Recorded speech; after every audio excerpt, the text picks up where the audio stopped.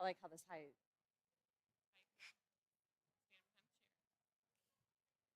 And I don't. Well, we have a presentation, but it's not.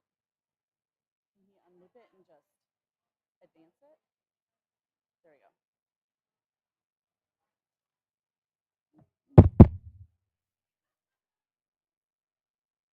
Good morning, everyone. Good morning. All right, we are going to go ahead and get started. Thank you for joining us today at our second Autism Conference. Yay! All right, we're going to have quick introductions from our sponsors, and then we're going to do a very brief overview so that we can get started with our lived experience panel. Good morning. My name is Laura Avery. I'm with the Illinois State Board of Education. I oversee some of our technical assistance and professional development programs for high incidence disabilities. So that includes both the autism training and technical assistance and the autism professional learning and universal supports projects, which are sponsoring your event here along with Autism McLean. But I also oversee the Specific Learning Disabilities Project and the Behavior Assessment Training Project, which also offer amazing professional development and technical assistance. And then I have colleagues that oversee projects that we have with low incidence disabilities. And of course, we have our, it just went out of my head. Our Elevating Special Educators project. So if at any point today you guys want to find me and talk to me, my job is to help school districts and teachers find the supports and professional development opportunities they need so that they feel comfortable and confident in the classroom, and also to support school districts as best possible. Thank you so much for being here. Really quickly, I think everybody did the sign in. If you didn't, make sure you sign in for us. There will be a sign out at the end of the day if you are interested in receiving your CPDU credits. Those of you who are not interested in CPDUs or continuing ed, you do not have to sign out. Everyone needs to sign in. Got it? Perfect. Good morning, everyone. Can I get a good morning? One more time, guys. Good morning, everyone. Good morning. Excellent. Thank you all for braving the weather today, because this is not spring. It's a little snowy out there. So thank you for braving the weather to be with us today. My name is Amy Julian. I'm the director for the Illinois Center for Specialized Professional Support here at Illinois State University. We are excited to be a partner in this conference. And our partnership is through our Autism Training and Technical Assistance Project. And that project specifically looks at assisting individuals on the spectrum in transitioning into post-secondary education or into employment. So we have some great resources for you. We have webinars every Tuesday of the month, the first Tuesday of every month. So check us out on our website. And if you have any questions, look for me or a member of my team at our table, and we'll be happy to answer any questions you have. But we're excited to be here with you today. We have a great program for you. We do hope you stay the whole day, because not only do we have the lived experience, we have the student experience, and then we also have Amy Gravino with us today as our keynote closing us out for the day. So thank you all so much for coming, and look forward to seeing you throughout the day.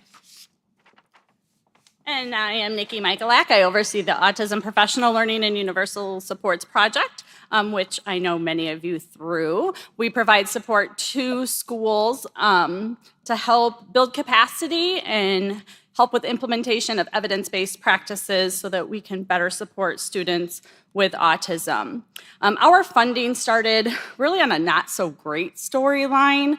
Many of you might be familiar with this series that was released between the Chicago Trib as well as ProPublica, highlighting the frequent and sometimes inappropriate use of timeout and restraint in our state. So we go into schools and help teachers not put their hands on kids, but instead be able to support them differently by using proactive evidence-based practices for students with autism. We have a lot of online professional learning for you to access that is free. We also do webinars. We have office hours the first Mondays of the month. We also have a load. It's almost like a free teacher pay teacher site on our website. So if you visit our booth today, you will see lots of different visual strategies that are free for you to take. If we run out, or if you want more of those, you can access those resources in two different places. You can go to the Exhibit Booth tab on our website, and that will have anything that is listed or provided on our exhibit table today. You can also access it by going to the Resources tab on our website. And if you go to the Resources tab on our website, you'll get an image of the resource or document.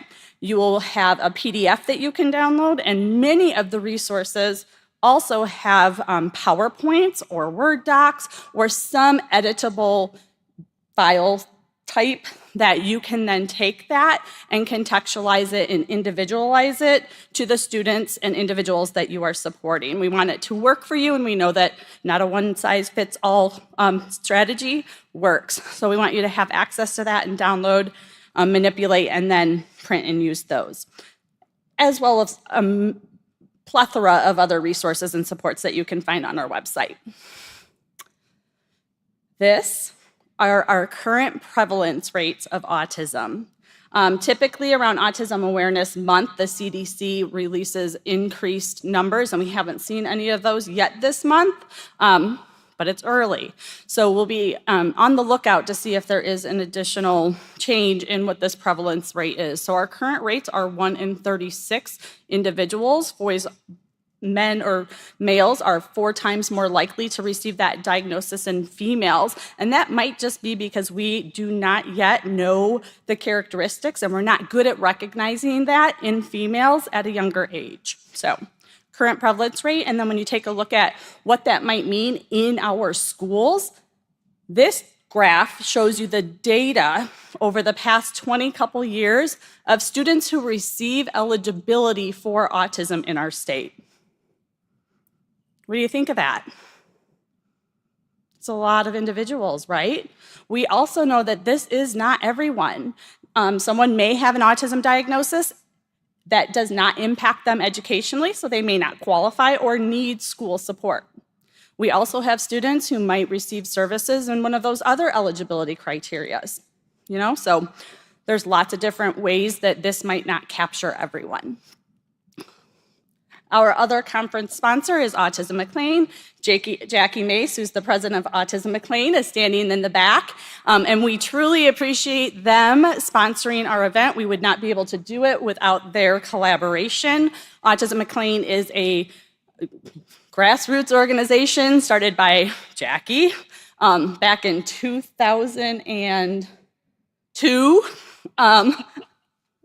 And it has gained momentum and services Autism McLean, or McLean County, as well as lots of other counties, and provides lots of amazing services to our autism community locally. So we thank you for your sponsorship, Jackie. This is our conference schedule. Everybody in your swag bag should have a copy of the conference schedule. They're also posted on posters throughout the building. We're going to start off with our lived experience panel, then we'll have breakout sessions, we will have lunch, and then we will have a parent panel, and then we're ending the day, as Amy explained, with our keynote, Amy Gravino. And I have seen her before, you don't want to miss it. She's phenomenal.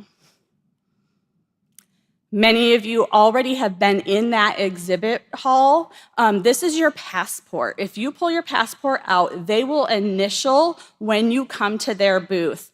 Once you fill out all of those different exhibitors and cross them off your list, turn them into the registration desk. We will give you a ticket, and we have many of those exhibitors who have donated a basket. So at the end of the day, after Amy's keynote, we're gonna pull raffle baskets, and there's some pretty awesome gifts in there. So fill out that passport. Handouts.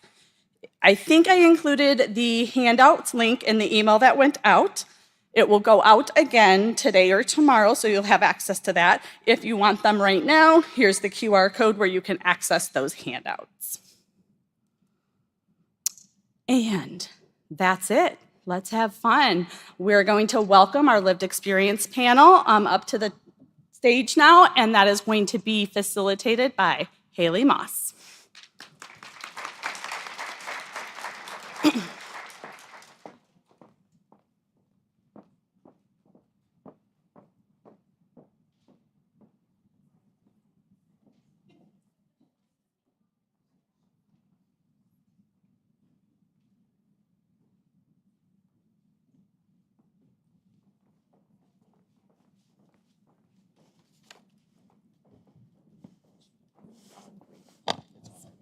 It's like these mics assume we're all taller than we are.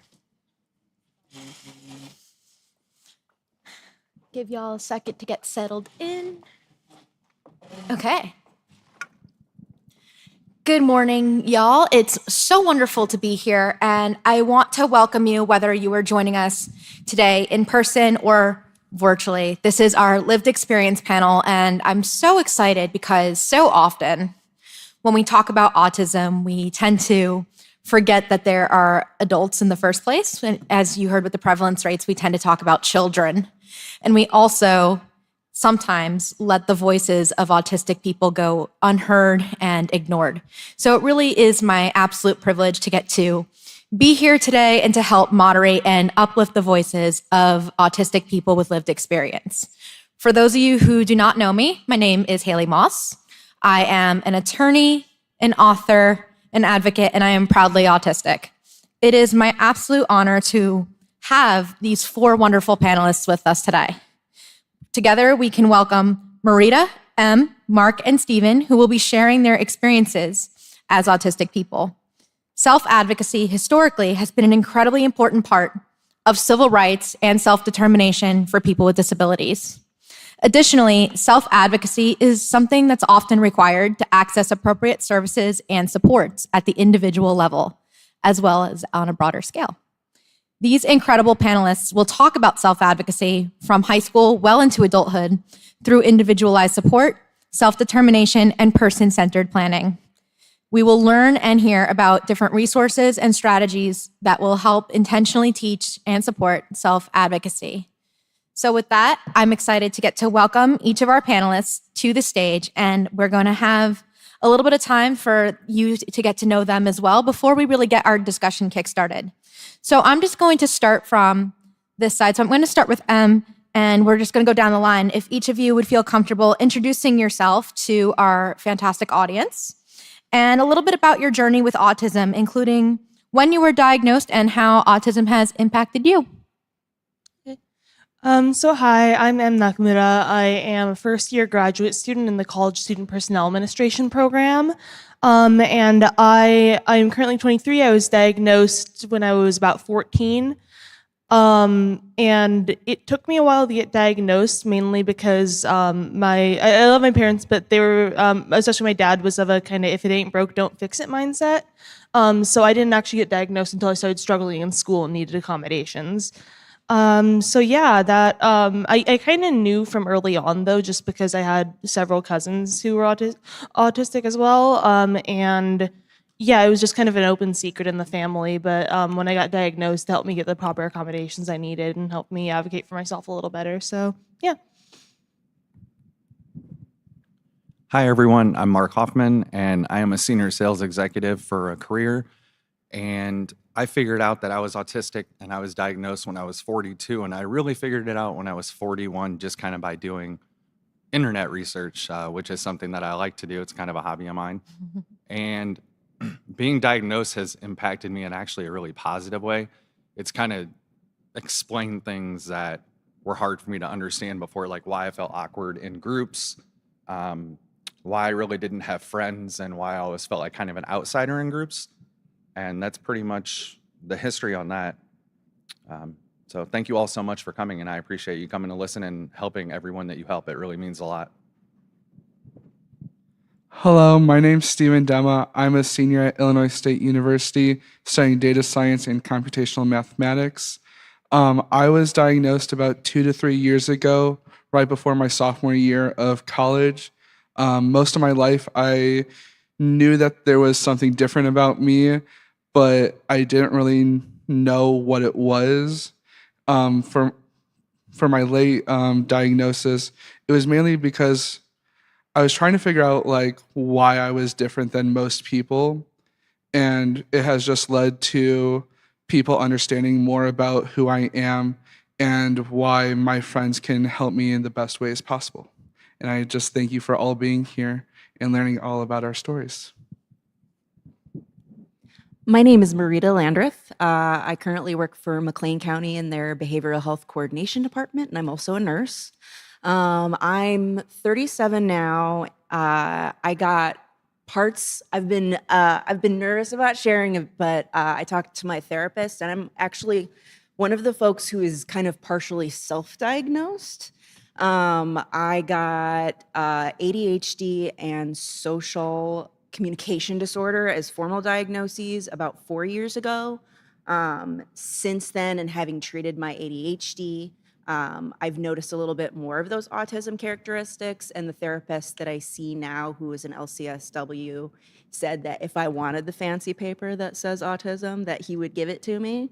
So what I'm also hoping to be able to bring today is you guys all know folks who don't have that diagnosis yet, or maybe will choose for various reasons not to get that diagnosis, and just talking about remaining curious, because those needs and those accommodations, there's ways that we can reach that support out to people when they might not be able to get that diagnosis for one reason or another. Thank you all for sharing a little bit about your stories. And it's really interesting that we are having these types of conversations about self-advocacy, and especially since almost all of you mentioned getting diagnosed a little bit later than early childhood, which I find I was someone who was diagnosed in early childhood, so I have a very different experience than our panelists likely do. And we're talking about self-advocacy today, which is why this is so fascinating as well. And that's something that's really important. So I'm going to ask all of our panelists to share a little bit about how they've developed these self-advocacy skills over time, given their lived experiences, and what accommodations and support services, if any, have been helpful for you. And whoever wants to get us started, that's totally fine. I'm not going to pick on anybody. This isn't the Socratic method in law school. I guess I can get started. So with self-advocacy, a lot of it was kind of built up first by my parents advocating for me when I was younger. I was kind of very, I had a lot of communication skills, and it was difficult for me to really advocate for myself when I was like in high school, for example, when I first got diagnosed. And so I had the support of my parents, and they continued basically up to like right before my freshman year of college. And that was where my dad took me to my first accommodations office meeting before the semester had started. And that was the last time I really had my parents have to advocate for me. But I think having those like stepping stones of working with my parents on advocating for myself really helped. And as for accommodations and support services, I really benefited from one of the things I had in college was priority registration in undergrad. Basically, I just was able to register ahead of other students, and it helped me keep my schedules together so that I didn't have to like change up my schedule too much ever. And yeah, I also had accommodations like, like having earbuds in when it's like a time that isn't lecturing, just because I couldn't really do like free work with the noises of other students talking. So yeah, things like that, kind of the generic accommodations, but those did really help me.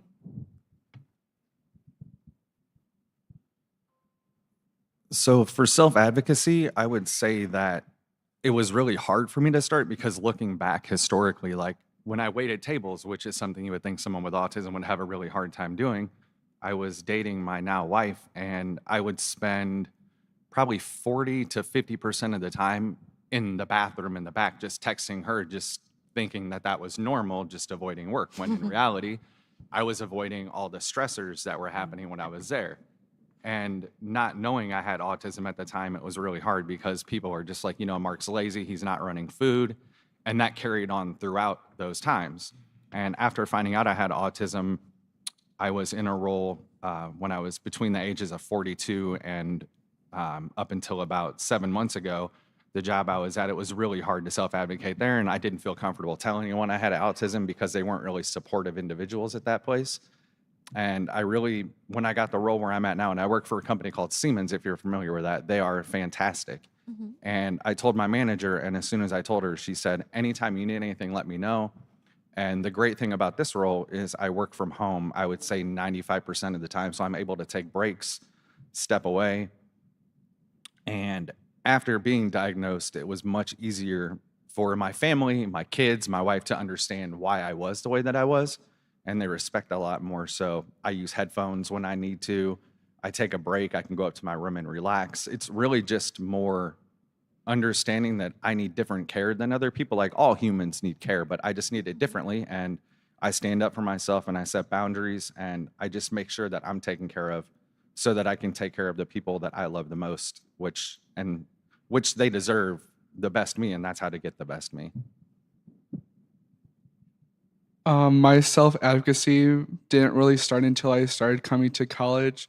For most of my life, it was usually somebody as my mom or teachers or friends just trying to push me to do the best that I could. That didn't change until I came to college, where you're kind of living on your own. You have to force yourself to go get breakfast every morning. You have to go do laundry by yourself, and it's not your mom telling you when to go do it. So that's kind of when all my self advocacy started, and it led more into like the classrooms of me feeling okay going to talk to teachers and be like, I'm struggling. How can we fix this? And that kind of just led to more of self advocacy with my friends and telling my friends about how they could best support me. And most of them now know that 99% of the time I wear headphones. Like, this is one of the odd moments that I'm not. And there's always the moment of I'll have one headphone on, one headphone off, and that's when people can come and talk to me. If both of them are on, don't come talk to me. I'm actually trying to do work. And just everybody has been super supportive, and most of my friends have found ways to get me out of my slumps and approach me in different ways that they know are best for me. Self-advocacy as an adult can be tricky, especially if you were working your way into the workforce. It can be sometimes you'll come and you might not even. It doesn't feel good to feel forced to self-disclose something, and so asking for accommodations is hard a lot of times. For me, what has been most useful is just having patience with myself and not necessarily needing a why. Sometimes when I'm asking for something, I want to over-explain why, and kind of letting go of that a little bit. One of the first things that kind of got me started on my journey of looking into some sort of diagnosis was when I was experiencing depression. It just didn't feel, it felt like more depression secondary to something as opposed to just plain old depression. And a lot of the things that my holistic friends who were experiencing depression, the things that would work for them were not working for me. Which, knowing now, I was probably more likely experiencing autistic burnout with a little bit of sprinkle of depression as opposed to maybe more traditional depression. Because things like going out or getting a massage, like it ended up being too much additional stimulation, and it ended up making things worse. So having that limited but important kind of hibernation time, and accepting that, and even if I didn't exactly understood why something worked for me, just understanding that and not feeling like I had to explain myself. Which means having friends who are going to understand and aren't going to require explanation is important. And you can't always necessarily get that from work. Sometimes you'll get, you'll hear like, yes, whatever you need. And then you actually, your disability is actually disabling you. And then when you ask for those things, there's lots of additional follow-up questions, which can be hard and sometimes feel a little disruptive. Thank you so much for sharing. And I think this kind of goes to show that self advocacy really does encompass a whole range of different experiences, whether you are a student, a young person, a family member, or a full fledged adult with a family, a job, and all of that. So I want to switch gears just a little bit because there's a couple of things that our panelists did touch on, such as when Mark mentioned the being a waiter story and how it was just exhausting. I was like, wow, that's kind of what masking feels like, is you have this persona. So if any of you have ever worked in customer service or waited tables, I always say that's kind of what masking feels like for the neurotypicals in the room, is because you're always smiling and people are doing things that make you just go, oh my God, I can't believe you just said that. Why? And you have to smile and act like everything's fine. And then you come home and scream into the void. Like if you've ever had that experience as a neurotypical holistic person, try having that 24/7. So we are going to talk a little bit about masking. That's just the best explanation I could give if this is something that might be unfamiliar to you. And I want to ask Marita to share a little bit about your experience with masking and how that has impacted your life and relationships, and how do you navigate this part and understanding of your neurodivergent identity? We started kind of mentioning it when we noticed the difference in the identification of autism traits in folks identifying as male as opposed to female presenting folks. But socially, the requirements for women are different in our society, and it's one of the reasons women are expected to have a certain a sort of people-pleasing demeanor at the end of the day. And I think it's easily one of the reasons why autism is less readily identified in women than it is in men. I am a nurse, and I kind of stumbled into the career. I was interested in the sciences. My dad is in healthcare, and so it was kind of something for me to connect with him, and I was very good at it, but it's 100% focusing on one person and their needs and adjusting to what their stuff is. And I'm in behavioral health now, which means that the nursing work that I've been doing is very that person focused, and it's been very rewarding, but it's exhausting. And I think that if I had known about my autism earlier and maybe understood myself a little bit differently, I wouldn't be in the relative state of burnout that I think that I'm in now. I am happy in my job, but my long-term plan is to get out of nursing and into something a little less people-focused. I do think that there's plenty of autistic people who are nursing and don't know it, and plenty that also do know it. And I do think that there's a healthy way to be a nurse and be autistic. I'm not convinced that there's a healthy way for me to be a nurse and be autistic at the same time yet. That might be different later down the road, but masking over a long term has a huge impact on mental health and endurance because it's a lot of work. It's more than just, obviously, everyone in the world has to put on kind of different hats, and you've got your kind of work self and your home self, but it's a lot of extra effort when you're autistic, for sure.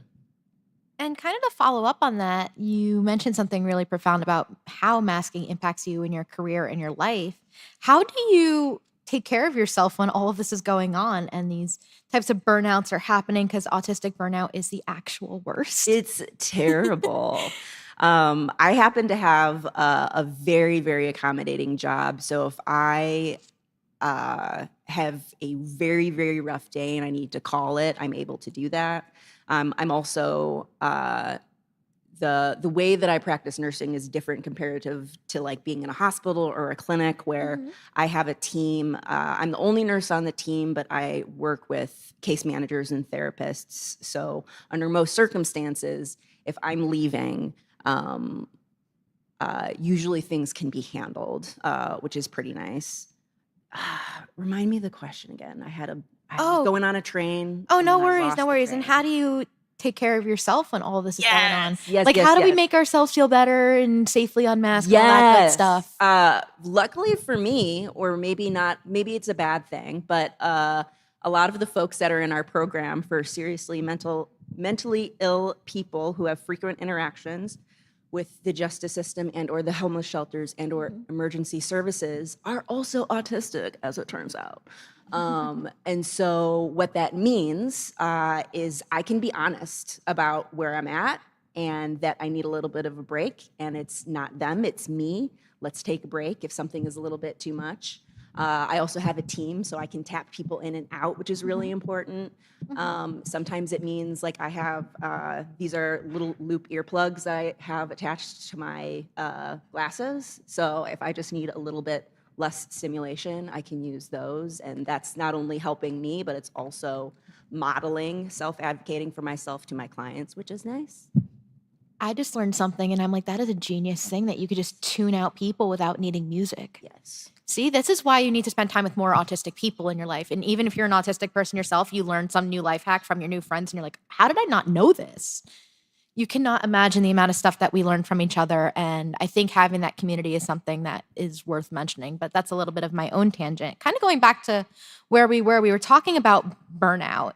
And my next question is for Em to share a little bit about your experience with that and how you navigate burnout while also balancing those ridiculous demands of graduate school and other responsibilities.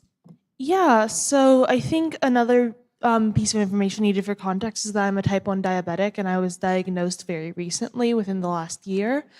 And so diabetic burnout kind of plays into autistic burnout and they kind of loop around each other a lot of the time in ways that can make things very difficult because I not only am I having to mask most of my day, but I'm also constantly having to stab myself in the leg to be able to eat food.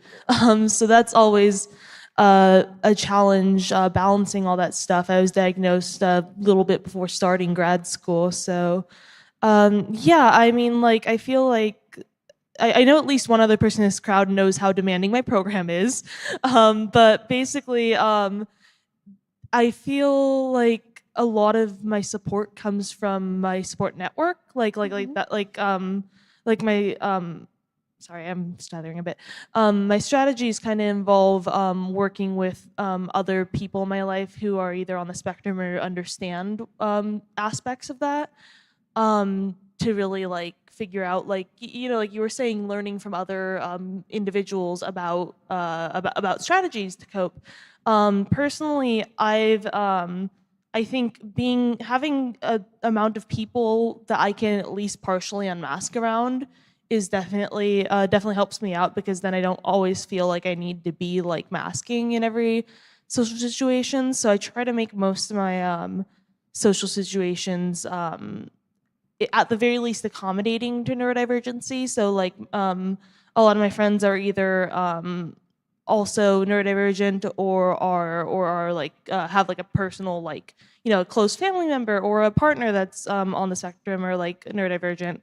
And so having social situations that normalize autism symptoms can be really helpful. I also like writing. I'm a writer, and so writing has helped me whenever I've been really emotionally challenged to get out my feelings in a way that is productive, but still giving myself some grace. I feel like I also benefit from having a boss. So my bosses are very understanding of me. My primary supervisor, I remember one time I texted her, I was like, hey, I had a little bit of a breakdown in the office. I'm gonna have to submit this thing to you maybe an hour or two later than I said I would. And she was like, no worries, just take care of yourself. So again, an accommodating workplace really helped me, really helps me with my stress when I have a lot of these things piling up on me. Thank you. Thank you so much for sharing. And I want to talk a little bit about the school experience, kind of, switching gears with our panelists. And my next question is actually for Mark. And as someone who was diagnosed later in life, it's probably affected your perception of yourself and even the experiences you had growing up. And when you reflect back on your life, you might have had some kind of moment or something that you're like, this all makes sense. And looking back at your experiences as a young person during school, do you think that if others around you knew that you were on the spectrum, such as your teachers, family members, peers, that could have changed your experience in school? That's a really good question. First of all, I want to say that seeing all of you here and knowing that you're here for the betterment of your students is amazing. I went to school through junior high, grade school, before this was really accepted. I think if my teachers would have known that I had autism when I was in grade school, junior high, and high school, I don't think I'd be sitting where I am. I don't think I would have the career that I have. I think I probably would have been put into a small classroom and not treated very well just because that's how things were back then. Um, Even looking back and knowing that I have autism, I remember specifically situations where I was in math class and I would ask my teacher a question, and I asked 3 times the same question, and she looked at me and said, "Do not ask another question. That is too much. I have other students." And it discouraged me from wanting to pursue math, and I really didn't take a math class after that. I found a way to get out of it. That was something that I was an expert at. I was an expert in school at doing the least amount of work and still passing. I passed high school by a thread. Work And smarter, not harder. I knew that I could do better, but I didn't care. I didn't understand why I needed to go to school. I skipped 60 days of school my senior year of high school. Like, it just didn't make sense to me.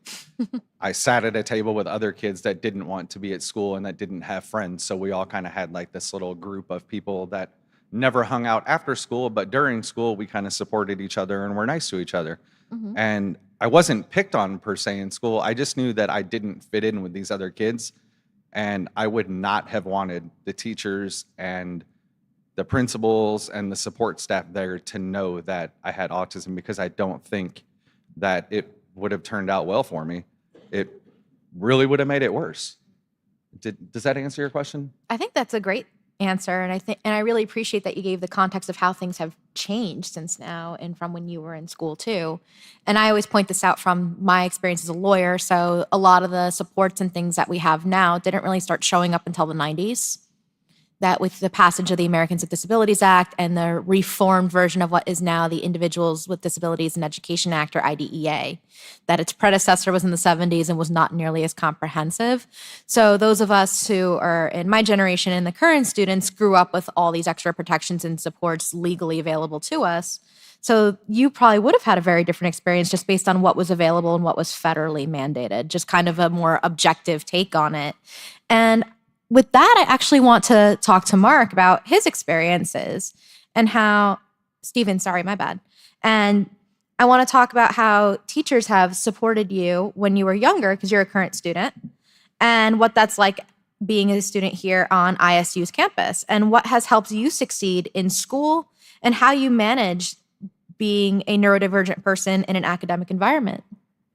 Yeah, so for most of my life, even through freshman year of college, I was undiagnosed, but I still had teachers that knew me way too well, and they knew that I probably couldn't do a whole entire reading and then answer questions right after it. But they knew what worked for me, and they basically would not sugarcoat it, but give me the same task just differently, where here's a little paragraph that we're going to work through, and now we're going to answer one question about it. And it would just be a conversation instead of me having to write down all my answers, because my brain would move faster than I could write. Like, the answers are there, just not getting down onto paper. So a lot of my professors and teachers growing up knew that about me, and they were able to do that for me. But then when you go to the math side, and I'm very gifted in math, so they would also be giving me different questions, but those questions would be stuff that college students would be doing, and I was doing that in high school. And they were like, okay, this is just how your high school education is going to go. Coming into like freshman year of college, whole new atmosphere, didn't really know what college life was like, took one class over the summer just to start learning how college work gets done. Mm-hmm. To this day, I still can't write an academic college paper, but most of my professors are fine with me literally just writing down my train of thought, and like literally everything is still there that they need for me to still succeed in their subject. What was the second question? Oh, and how you manage your neurodivergent traits within the academic environment. Yeah, so obviously I like things when there's 5 million things going on. I don't like it when there's one little thing. Either it has to be completely silent or there needs to be 4 to 5 things going on. The running joke is when I do homework, I have the one headphone out, so I'm usually watching some sports game because I love watching sports. I'm having a conversation with friends while doing my math homework while also thinking about what I'm going to have for dinner later that night. Sounds about right. So that's just like my normal homework, school life, and just how I manage my neurodivergent traits. A lot of people know that they shouldn't just be poking me because that's also just something I hate. But they also know that I love giving hugs. So they know how to get around like still being very good friends and what I need at certain points. And just being in an academic environment, even my classmates have picked up on, without me even telling them, that there's something different. And there's stuff during like group projects that I can do, and there's other stuff that I can't do. Thank you so much for that. So before we eventually transition to the next part of our panel, there's something that seems to be a common theme amongst all of your experiences. And you've mentioned lots of people who are supportive and simply just get it, whether it's other neurodivergent people, teachers, family, colleagues, managers, direct reports, whoever it may be. And I think that having that support system of community is so, so vital, no matter who it is. So each of you has shared a little bit about your support system, which is fantastic, and how they've helped you. And on top of that, is there anything that any of you feel was a strategy or support as well that was really helpful that our audience would benefit from knowing about? And whoever feels like saying words, you are more than welcome to. I can go ahead and go first on this one. I would say that one of the main things that has helped me is my wife. And I don't know if there's a lot of people that can say their spouse is the main person that has helped them. Maybe there are. I don't know. Do your spouses help you a lot? Is that something you rely on? I really rely on my wife. She has pushed me so hard to succeed. When I met her, we were waiting tables together, and now I'm an account executive with one of the largest corporations in the world. And it's just so fulfilling to look back and just know that she's had my back this whole time. And more than half of this time was done without her even knowing that I was dealing with this. She just thought that I had ADHD and I had a hard time paying attention to things, and that I would just get unnecessarily upset about things that other people didn't. And then wham, one day I'm diagnosed as autistic, and it just clicked with her as well. And she's been an even better support system for me. She was up early this morning encouraging me, telling me that she was so proud of me. I also have an amazing therapist that I see twice a month, and she's autistic as well, so she really understands the experience that I'm living through. And then with work, as I told you earlier, the manager that I have now is one of the greatest women that I've ever met in my life. And I felt comfortable telling her that I was autistic within, I think, about a month of working there. And I've never felt comfortable telling an employer that since, but I've only had 3 employers since I've been, actually 2 employers since I've been diagnosed. And the last one, they would not have received it well. They're just not the type of people that, quote, care about stuff like that. They just want you to get your job done and do it right and be there every day and perform. And if you have issues, take time off, use your vacation, go home. But they would hold it over your head. My manager now, if I call her and I say, look, I really need a break, I can just take that break. And to let the people in the audience know, one of the things that my therapist gave me is access to content from a lady named Megan Ann Neff, and she has really good like autistic burnout workbooks and little self-affirmation cards. And I'll say her name again. It's Megan Anna, and her last name is Neff, N-E-F-F. And her workbooks and like the little self-affirmation cards, like I have a hard time giving myself the credit that I deserve for getting where I'm at and giving myself credit. I don't know if that's something that other autistic people deal with, but I have a really hard time understanding how I made it where I am and giving myself credit for it. And Megan Anna Neff has little cards that I can read that say, you're doing a good job, things like that. It might sound childish, but it really helps me. And that is how I answer that question. And I appreciate everyone listening. I think you touched really heavily on the imposter syndrome that so many of us deal with, especially because you are basically existing in a world that is not built with you in mind. And you're like, how do I even have any role in this? At least that's my vibe. I feel like I go through that a lot too. So very valid in speaking to my experiences. So switching gears, since we're talking a little bit about career and moving through life, because life happens beyond just childhood. My next question is for Marita, and how your understanding of your own neurodivergent traits really influenced your career choices and experiences in the workforce. I know you talked a little bit about your current career, kind of feeling what's going on there, but I'm curious to know a little bit more about how your own neurodivergent traits influenced where you're at. Hopefully, if I was asked by a high schooler with autism who was asking like, what kind of job do you think would be good, that is something that I could do, I would say with caution, if you can find a job that's related to a special interest, do it. The problem with that is that when you connect your special interest to the thing that literally puts food on the table, it all of a sudden, the pressure on keeping that special interest and maintaining a certain level of work becomes really, really high, which has been part of my problem kind of with nursing.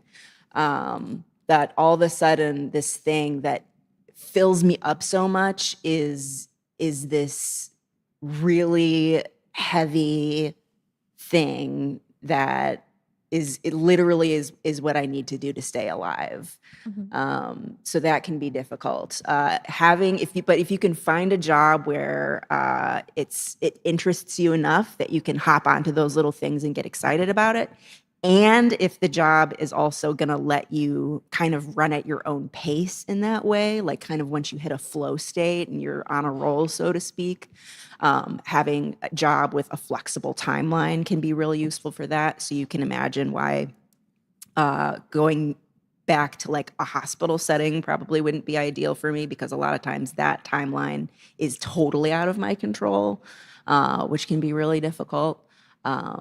That's probably what I would say to someone who's trying to look for a job. Kind of the other part related to that is the idea that you do not always have to, just because, and it's kind of related to masking, just because something is the way that you've always done it before doesn't mean that it's the way that you have to do it now. Mm-hmm. And that's not necessarily a rigidity thing. It's a lot of people, when they get diagnosed, experience like skill regression. Like all of a sudden, when you realize that all of this is extra effort, poof, I can't do that extra effort anymore. Once I started realizing how much it was impacting my body, once I started paying attention to myself, mm-hmm. Wow, I actually can't do X, Y, Z anymore. Whether it's meal prep, like making and planning for a meal every night. And that's something that I always used to do. And all of a sudden, it's something that I'm not able to do anymore. And it means that when I go shopping, it means that I have to choose things that are kind of a little bit more pre-prepared sometimes, so that when I have that really rough day, I can just throw something in the oven and not have to rely on ordering. So just keeping that in mind, too related to working, I think is useful. And kind of to follow up on that, because we talked about how autistic people can find things that they enjoy doing, and hopefully they don't burn out and all that good stuff and tie their special interests too deeply. I love how pragmatic you are about that, because I have tried tying my special interests to careers, and it made me absolutely want to never see those things again. Case in point, I was an illustrator, and I wanted to be an actual artist. And then, of course, I got soured off of going to art school because subjective grading, and I thought I would hate it. And then I was like, oh, I'm going to sell my work and stuff. And I'm like, I don't want to have this pressure to do output. And then I didn't start drawing for fun again for a very long time. So a lot of this, it seems like it falls on us when we talk about this. But what would you tell the employers to create a more inclusive environment, so then, we can do anything, because autistic people don't have to just go into a couple neat little boxes of things we can do as real adult jobs? Generally speaking, I've found that a manager that works best for me is the kind that is going to trust me to get the job done at the end of the day, and is less concerned about controlling how I get that done.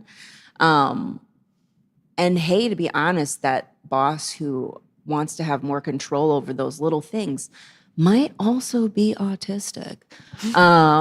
There's a lot of us we're out there doing stuff and not knowing it. But having someone that trusts you can make a big difference. So getting to know your employees or your direct reports and getting to know what they're good at and using them to kind of guide what those next steps are within what your big picture vision is a good way to still get the job done while supporting a wide variety of different kinds of employees. Thank you so much for that. So kind of to switch gears yet again, is I want to talk to Stephen for a minute, is that we are talking about all these things to kind of keep our lives together. And how do you navigate having all this time or managing your time? Especially, I know for me as another autistic person, I struggle a lot with executive functioning. I cannot stick to my schedule or routine as much as I want to. I mean, I had flight delays and things yesterday, and I'm like, the world is going to end. What am I going to do? The routine is not going according to plan because the crew didn't show up. There's weather, there's this, blah, blah, blah.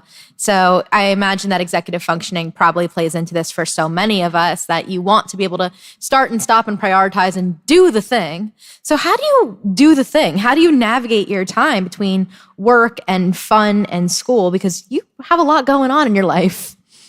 Yeah, it's one of the hard dilemmas of, I know I want to get all of this done, and I know I need a schedule, but I don't want to stick to the schedule. Yep. One of the hard things that I have learned is that if my phone keeps on reminding me, it's going to get done eventually. And my friends make fun of me for all of this, but it's like, it works. My Google Calendar is literally filled with everything that I do on a constant basis. Like, it has when I eat breakfast, and then when I go to class, and when I'm at certain places, or when I need to go talk to a teacher, when I need to go do and like have tea with like some of my friends or coffee, and like there's like that good balance of like, okay, I have this free time that's not meant for school, that's meant just to interact with other people, and it's literally just me sending out texts to people to be like, hey, you want to grab coffee on Thursday? In fact, tomorrow morning I'm grabbing coffee with one of my friends. And like the school part kind of comes easy because it's like, I know how much money I'm paying, and I know if I don't go to class, my mom's going to yell at me, and that's kind of like the hard truth of, but I also enjoy my classes. Maybe my freshman and sophomore year, it wasn't as fun because I don't like learning about sociology, but I had to take the class. But now I'm more into the classes that I enjoy, and I have one class every single day now, and it's the easiest thing for me to go to those classes. And kind of going back into like the work aspect, it's more of like, I don't want to do the job. Like most of the time I'm working with friends or people that I know, and I enjoy doing the job. But most of the time it's looking at what that job can do for me later, which leads into me grabbing coffee with my friends. And that's why I'm able to do the work. And like trying to navigate all of them can get really stressful. It's not the easiest because there's projects, there's deadlines, there's this, that, the next thing. But professors are usually very understandable in what they say and what they want things to get done. Most of them will like wait till the next weekend, and it's just very helpful of how they help me navigate my time and when I can have fun and not. Thank you for that. And talking about work and life and things, I want to ask Mark a couple of things. So you mentioned that you've had a lot of different jobs, from your professional career to waiting tables. You've done a little bit of everything. And you also mentioned that you didn't get a diagnosis until a little bit later. You mentioned that your current employer is super supportive, and you did disclose to the manager that you have, and you said she's one of the most fantastic women. So that was super awesome to hear about. But it probably might not have always been that way, since disclosure is so individualized based on each different situation that you're in. So I want to know how that has positively and negatively impacted your career progression and searching for jobs, since so many of us weigh these decisions on a daily basis. Do I tell my current manager I'm looking for a job? Do I tell somebody? Do I tell my colleagues? What do I do? It's a messy, complicated mess that's kind of a mental gymnastics. I struggle with it all the time. So how has that been for you? And also, what day-to-day supports and accommodations have helped you be successful? So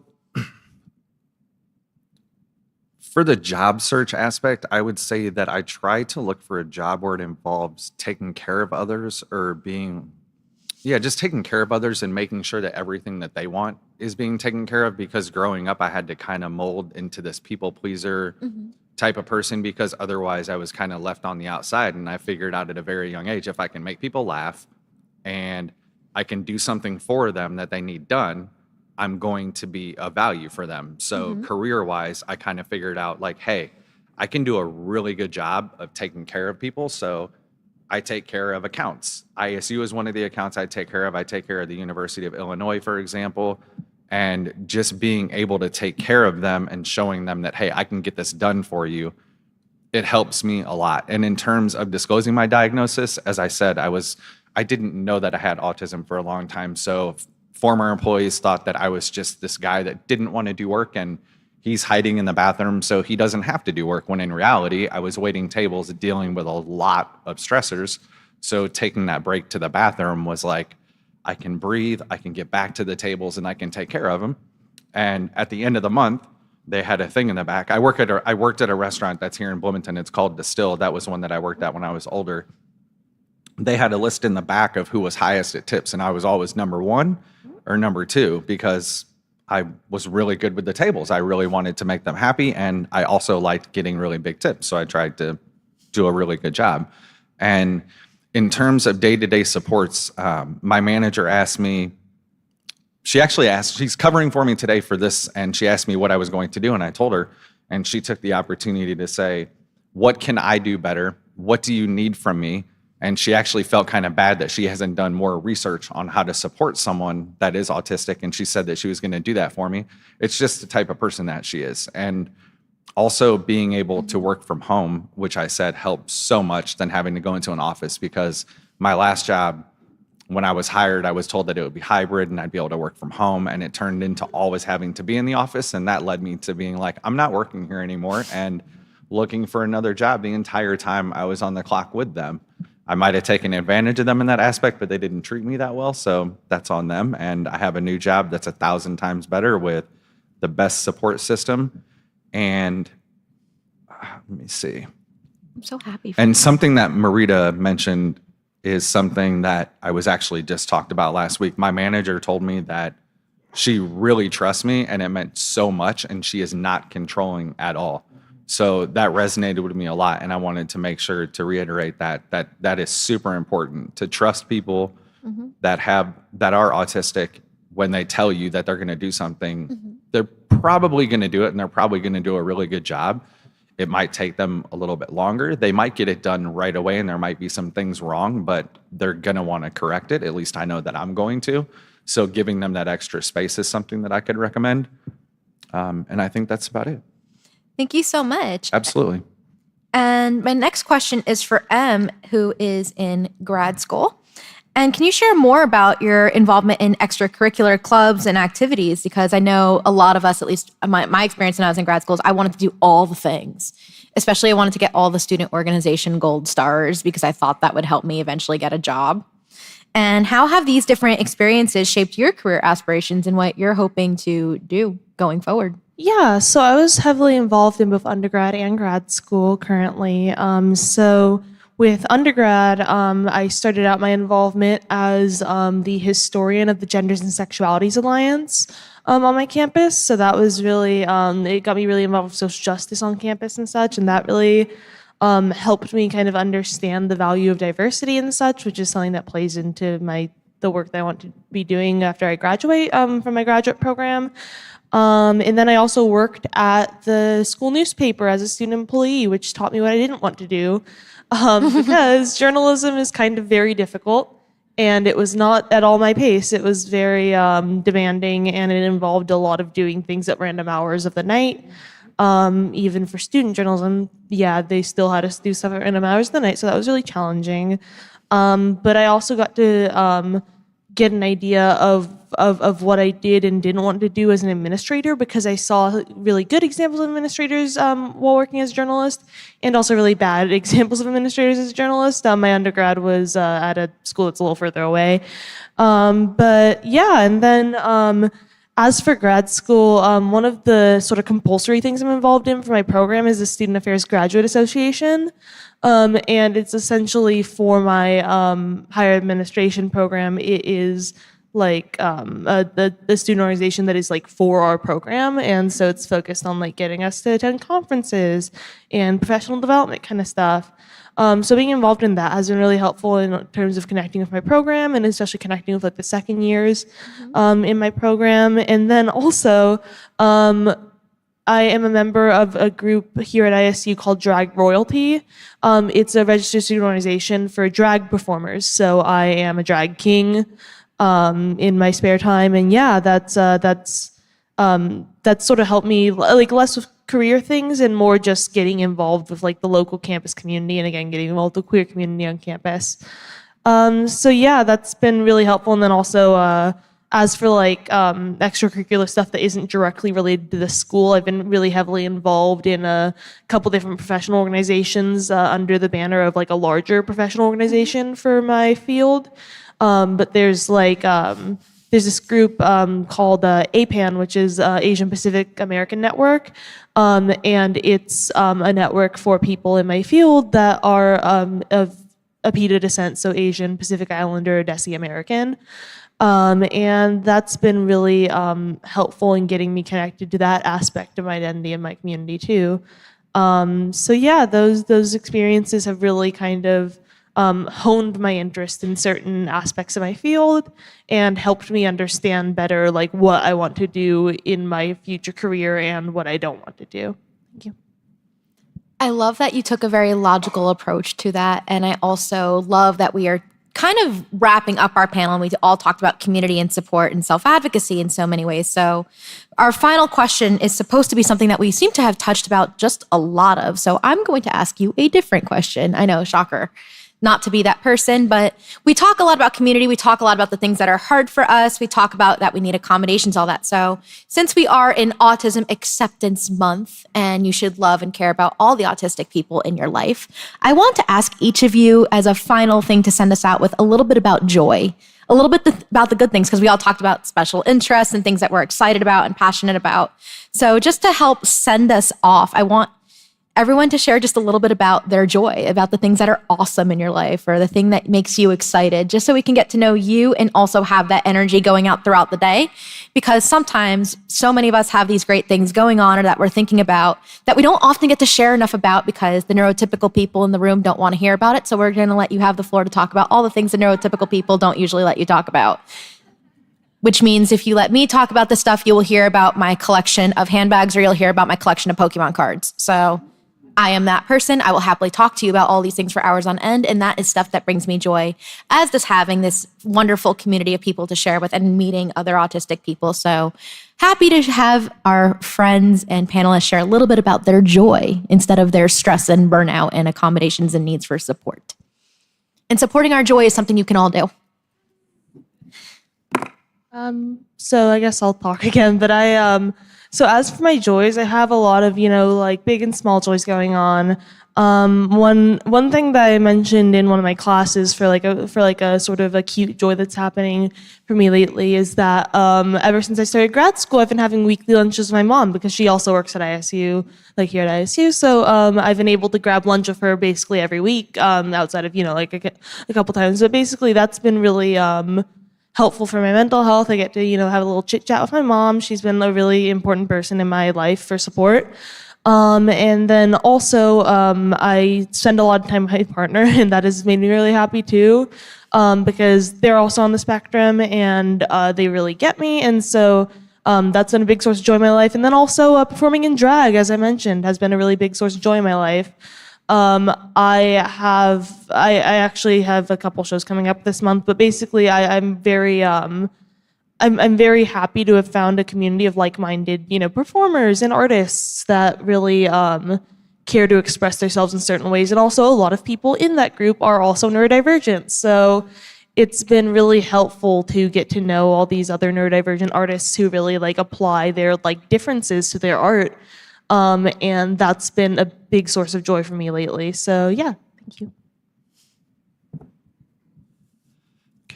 So this is supposed to end when? 10:30? Do you guys have until 2 p.m. so I can talk about all my special interests? So I really like that Em touched on her mom. Since getting diagnosed, me and my mom's relationship has gotten so much better because it helped me understand her a lot more. And I have gotten a lot of joy from hanging out with her, having her over for dinner and stuff like that. Sports are also a joy of mine, specifically NCAA basketball. My team, Illini, lost last week, so that wasn't very joyful, but it is what it is. I was looking today and I saw that the university is going to receive $4 million for how far they went in the tournament, so that's more money to spend on great players and bring them in next year, so I'm happy about that. One thing that I really take joy in is also collecting watches. I'm sure that not many people here probably care about that, but if you do, we can talk. Can we talk later? Yes, we absolutely can. Obviously, my wife and kids bring me a lot of joy. My success and seeing what it's been able to provide for them is a great sense of joy and pride. I like cars a lot as well, so doing well at work hopefully will afford me the ability to get a dream car soon. And my dog, Willow, who I was going to try to sneak in here and say that she was my emotional support dog so she could sit up here, but I didn't have a vest to put on her, so that's not a possibility. And my cats as well, but if I brought them, I think that one of them would be back here hiding and extremely scared, and the other one would be talking to everyone and hanging out. So those are the things that bring me joy. And again, I would be able to sit up here and talk for 5 hours about them, but it would be model numbers of watches and cars and how fast they go and the different movements in the watches, and I don't think that everyone here wants to hear about that, so I'll go ahead and just stop. Our favorite horologist. Yes. Moving right along. Some of the joys in my life are literally just seeing my friends happy and making sure that they're doing everything that they can do to the best of their ability. Reasons why I grab coffee with them every single day, or once a week, not every day. But why I invest so much time into who they are, just because I enjoy what we have in common, and that's literally just our friendship. Sometimes it's as nerdy as we both were math majors, and we can just talk about math for hours, which I won't bore you about math. But sports is one of the hugest things in my life. For all my friends that like soccer, most people don't like soccer. I can watch soccer for a whole entire day. And there's other stuff that's also boring, like playing chess or watching chess. I find so much joy in that. And it's just finding joy in the little things. And literally sitting out on the quad for me is one of my favorite things to do when it's nice out right now. Probably not the best thing, no. But during the summer when I was here, and I didn't have work, that's what I would do. Literally spend 3 hours on the quad. Now that it's spring, and it is still technically spring, it's just Illinois spring, this is how it works. I forgot one of my favorite animals is the American coot. If you've ever been to White Oak Park or Miller Park, any kind where there's a body of water, and if you ever notice there's a small black-looking duck-like thing. It's not a black duck. It's an American coot, and it has a cute little white beak, and its feet are dinosaur feet with these grabbies. They're insane. And when it It swims, it bobs its head, which is how I got into it into the first place, but they're starting to come back. And so yesterday when I was at Miller Park, I was walking with my husband and our dog, and we were coming up across the bridge, and there were like 10 coots that happened to be up underneath the bridge, and like we scared them. Like, so basically I was like 3 feet away from a coot, which was extremely joyful and exciting for me. I like coots. Thank you for sharing. And I am so glad to see everybody in a good mood at the end of this panel, because I know that sometimes being up here takes a little bit of bravery and courage and vulnerability. So I wanted to thank each of our panelists for sharing a little bit about themselves, their lives, their struggles, their joy, and everything in between. So a hearty thank you to all of them, and a thank you to all of you for taking the time to really listen and learn from people with lived experience and taking that energy throughout our day together. So thank you to everybody for being here, and thank you again for sharing your stories.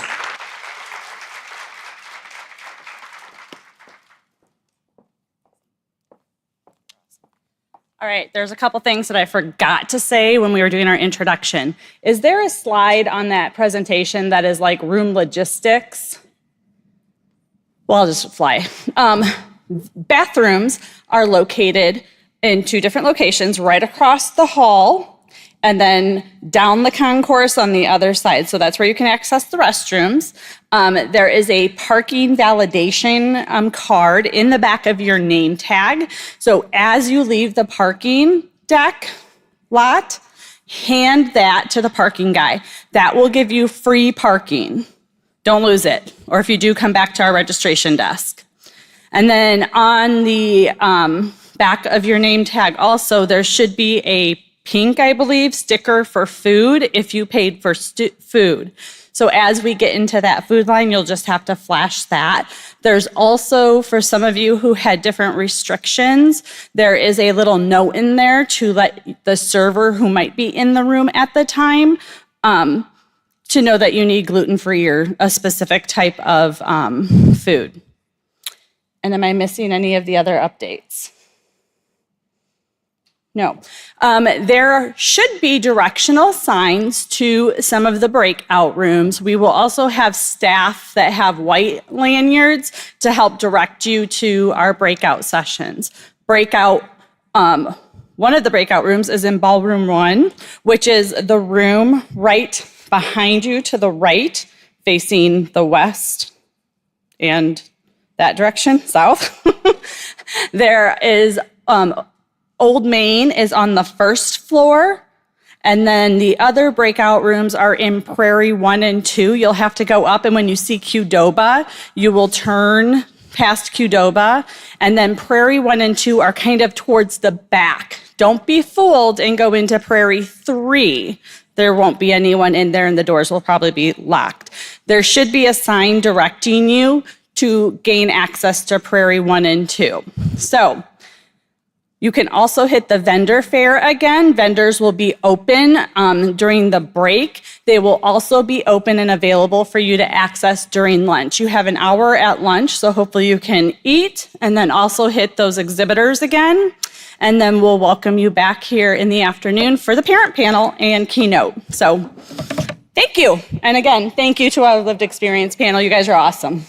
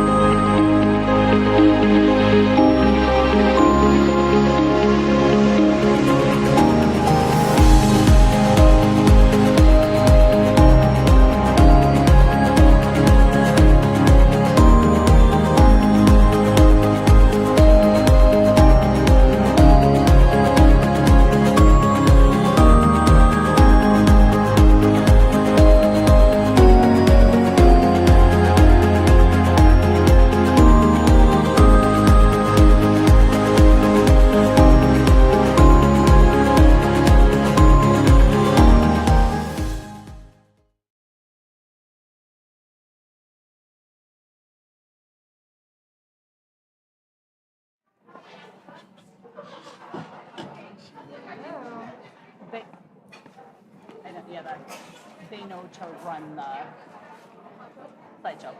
No? Big seat. Any seat.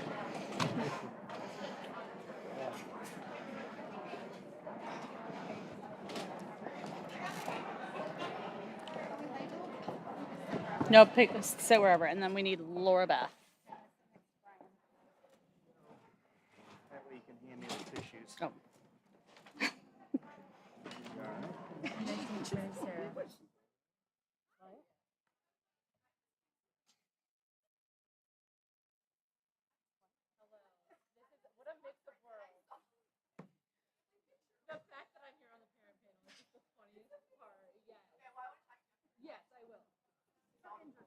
Girls, don't I know it? Thank you for, I was like looking, I'm sure I know people. I was like, I'm gonna see people. I was like, of course Hillary. Well, I don't think it was me specifically. I think you were just emailing Aaron. I know, we're a little blinded. Yeah, Okay. well, yeah. So I was like, I'm really exposing myself up here in front of people that I might know, but it'll be fun. It's interesting to be on the parent side. Yes, of course.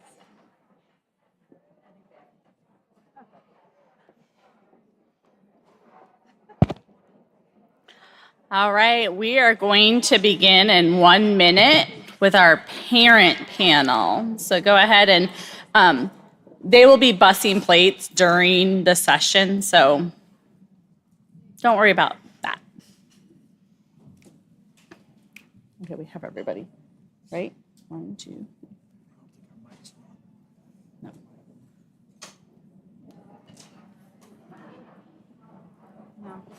Is there magic to make these mics work? Hello? Hello? Does that one work? Mine is. I just have to pass. We can share. Does that one work? Okay. Do they have one that's working down there? Yeah, so can you guys share one and then we don't have to pass it around. I think we can share. All right, thank you for joining us for their first session after lunch. How was the morning? Good sessions? Thumbs up? Woohoo! All right, our afternoon general session begins with a parent panel. We are first going to let each of these families introduce themselves, and as you will see, we have pictures of different children on the screen. So enjoy that. It will loop through our entire presentation. So you'll get to see some of the kids that we're talking about today. So thank you. We have 5 panelists with us today. We will let them each introduce themselves. So our first question is, please tell us a little bit about you and your child and how many members are in your family, your child's age, and what they are currently up to. And we're going to start down here. Take it away. I would love to start. Yeah. So my name is Sarah Hamilton. I'm married to my husband, Eric, and my son, Parker, is my friend with autism, and he is 4. And then I also have a daughter named Nora, and she's 1.5, and Parker is currently in preschool. So what we are currently up to is surviving every single day. Hello, my name is Emmanuel Calmes. I'm not from here, but my wife is, so we've been living in this community for 20 years, almost. We have 4 kids. The oldest, Louis, is on the spectrum. The other 3 are not. They are either students, one is at the ASU, one is in California, and the last one is at NTHS as a junior. Thank you. Brian. Hi, my name is Brian Hensley. I'm married to Audrey, who's sitting back there. Hi, honey. She's ditching work right now. She's not supposed to be here. And we have 4 kids. Our oldest 3 are biological. Grace, 22. Eli is 20. Ava is almost 17. And then our youngest is Silas, who is 15. And we adopted him from Ethiopia when he was 9 months old. And he is on the autism spectrum. Right now, he is a freshman at Normal West Community High School for part of the day, and then he spends other parts of his day at Lifelong Access getting some ABA therapy and others. Hello, my name is Brandy Winston. My husband and I have 3 children. Our oldest is Max, and he's back there. He's currently a junior at ISU. And then we have a daughter who is a freshman in college at FIT in New York City. And then our youngest is Satchel, and he is 15, and he's currently at Normal Community High School. And, what are we up to? He is an avid bowler. He loves it. And phenomenal at it. And very good. Yes, we went bowling on Saturday, and he bowled a 182. So He's got some skills. Hi, my name is Laura Beth Heiser, and my husband is Casey, and we have 2 boys. Cameron, he's 7. He has autism, and Levi is 3. And so Cameron's in 2nd grade this year, and he goes to school every day. He's in an SS classroom of 1st and 2nd graders. And after school, he goes to ABA therapy at Lifelong Access as well. And then he enjoys coming home and being with family and being with, he loves stuffies. Stuffed animals are his thing. We have so many in our house. Those are his favorite things. You mentioned Lifelong Access. Could you share what that is for members that are here that are not local to our community? Yes. So Cameron goes to ABA therapy at Lifelong Access. It used to be called Mark First, and then they changed over the name. Thought it was a more fitting name, but Cameron goes there. He rides the bus home, or not home, but he rides the bus there after school. And he's there for about 3 hours receiving services in ABA. And they work on different programs with him and incorporate things that are in his IEP at school. And so he started there when he was in kindergarten, when he was diagnosed. And he goes every day and goes on the weekends for about 4 hours. And we've seen a really big difference in his behaviors and his progress. Thank you. So it sounds like we have a broad age range where we have young children, middle young, teens, and a young adult. So our next question is, and for some of these you won't have to think back too far, but for others, it was a few years ago. Thinking back to when your child was young, when did you sense that there was something different? Could you please explain the diagnostic process, what that looked like for you, and what age did your child receive the diagnosis? This is a loaded one because there's another question part to it. What services did they receive, or did you wish they could have received? Since we started down here, we'll start down on this side. Wait, this one. Yeah. Okay. So Cameron, when he was born, he had swallowed some meconium and had been in the hospital for a week. And so we did notice some delays with him when he was young. And so we got involved with early intervention with speech and OT and developmental therapy. And he went to early learning here at Brigham. And so we were just kind of keeping an eye on things with him.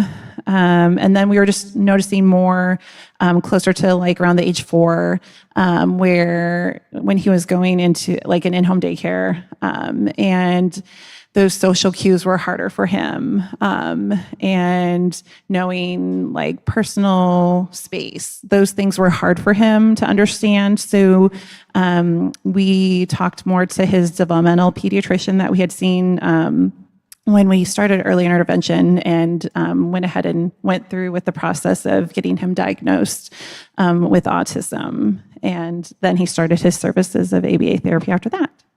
Thank you.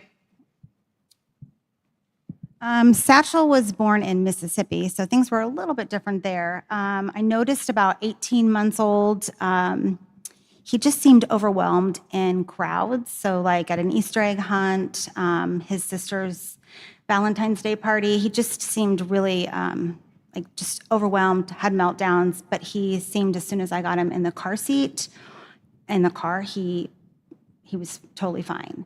Like that pressure just calmed him.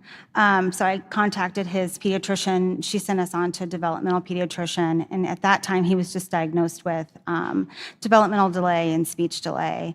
We received some services in home.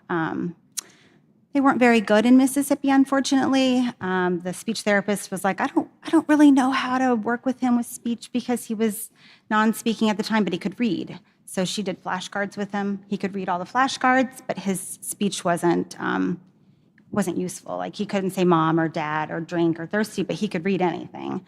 And the OT just came in and she said he had sensory processing disorder. And I was like, well, I don't really know what that means. And she said, just Google it. Well, I was overwhelmed with Googling that. So then we moved to Bloomington. We had great services in Bloomington. And then we did have the official diagnosis right before he turned 3. And then we started with all the therapies: speech, OT, ABA, feeding therapy. We did play therapy, floor time therapy. And then I had always thought maybe my older son was on the spectrum. I just couldn't get school to get on board with me. So then at 9, we had him evaluated. And the first evaluation, they said it's just anxiety. And he couldn't get even through the anxiety diagnostic tool. And so then they said, let's just go ahead and do the DSM with him. So we did that. And then that's when they diagnosed him too with autism. So, and then with him, he did more play-based, more social groups. So for Satchel, from the first time that you started recognizing there might be some differences or you had some red flags, how long did it take until you got that formal diagnosis? So I recognized about 18 months that there was something different, and it was almost until he was 3 before he got that formal diagnosis. And it could have been a little bit of a delay because we did move during that process. So that could have been a little bit of the reason why we had a little bit of the delay. But if I think back, there were signs from the time he was born. He was a terrible nurser. He couldn't stand like nursing and then looking at me while he was nursing. He pulled off all the time. And also he was so fascinated with ceiling fans. He could lay on the bed under a ceiling fan for an hour and be so happy. So those were signs at a really young age, probably 4 months old. And then for Max, were there different signs that you would say? You said anxiety. Was there anything else that? Yes. For Max, I felt like socially his peers continued to grow and their interests changed, and he was still just loved Thomas the Tank Engine at 5 and at 6 and at 7. Those were his interests, and his friends' interests were changing. And he's such a good kid. And I would say to his teachers, like, I really think he's on the spectrum. And they would say, and this was Mississippi, and they would say, oh, but he's just so good. He's just a rule follower. I'm like, yeah, he's a rule follower. And he's on the spectrum. And I just couldn't get them to agree. And then we moved here, and I still had a little bit of a pushback from the schools here. And I finally actually just went and had a medical diagnosis. And then I took that to the school, and that was how I was able to get him diagnosed. Thank you. Thank you. So with Silas, there's a lot of similarities to what you just heard, but the biggest difference with Silas is that when we adopted him, we found out when he went to the orphanage at 6 months old, he only weighed 4 pounds. So when we brought him home at 9 months, he did weigh 16 pounds. When he went to the orphanage, they really started feeding him and making sure he had the nutrients and everything that he needed.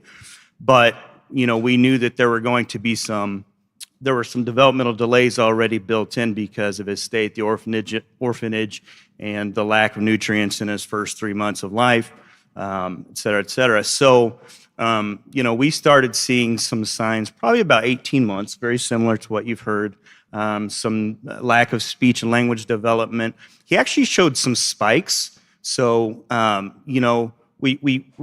really weren't sure exactly what was going on, because sometimes we would feel like he was grasping some language and getting on a phone and talking, and then the next week it's like he didn't know how to say anything. So we started doing in-home speech therapy, OT. We used the Autism Place here at ISU. He was in the Sprouts program. He had a developmental therapist. I mean, we ran him through the gamut of all of the therapies. We brought him here to the speech clinic at ISU weekly when he was 2, 3, 4, 5 years old. But our doctor was hesitant to give him the autism diagnosis because of his early life. So we actually were able to get him an IEP at 3 to start ECE as a developmental delay. And then over the course of that year or so, when he was actually socialized in school, we were able to share data of what he was doing compared to his peers, some social things, some speech things. Then we were able to get the autism diagnosis, which opens we were really pushing for the autism diagnosis. I know there are a lot of people that are afraid to do that. We're the exact opposite. We wanted to get that autism diagnosis because it literally opens the door to so many opportunities for you and your family. So once we were able to get that autism diagnosis at 3, we moved him into the public schools. And you guys weren't in Bloomington Normal at that time. You were in a more rural community. For his 3-year-old year, yeah, 2.5 to 3-year-old, yes. So actually, we had moved away for personal reasons for a year, and amongst many reasons, but one of the major reasons we moved back to Bloomington Normal area was because of all the services that he was already getting, and that we saw where we were at. There was no way they were going to be able to meet his needs at 2, 3, 4 years old. So we talked about like the services that he received. I think we're very fortunate, and Brady touched upon this too, comparing it to Mississippi. Bloomington Normal and autism community is very supportive. We've been very lucky with all the resources we've been able to find, the therapies and the people we've worked with. Thank you. Emmanuel. Yes, so Lou is 23, and I'm not sure I mentioned that. So we're going to come back 20-some years, and not only that, but different country, because we were living in Europe at the time. So we started noticing something was off around 18 months when he stopped babbling, and the sound that he was making didn't correspond to anything.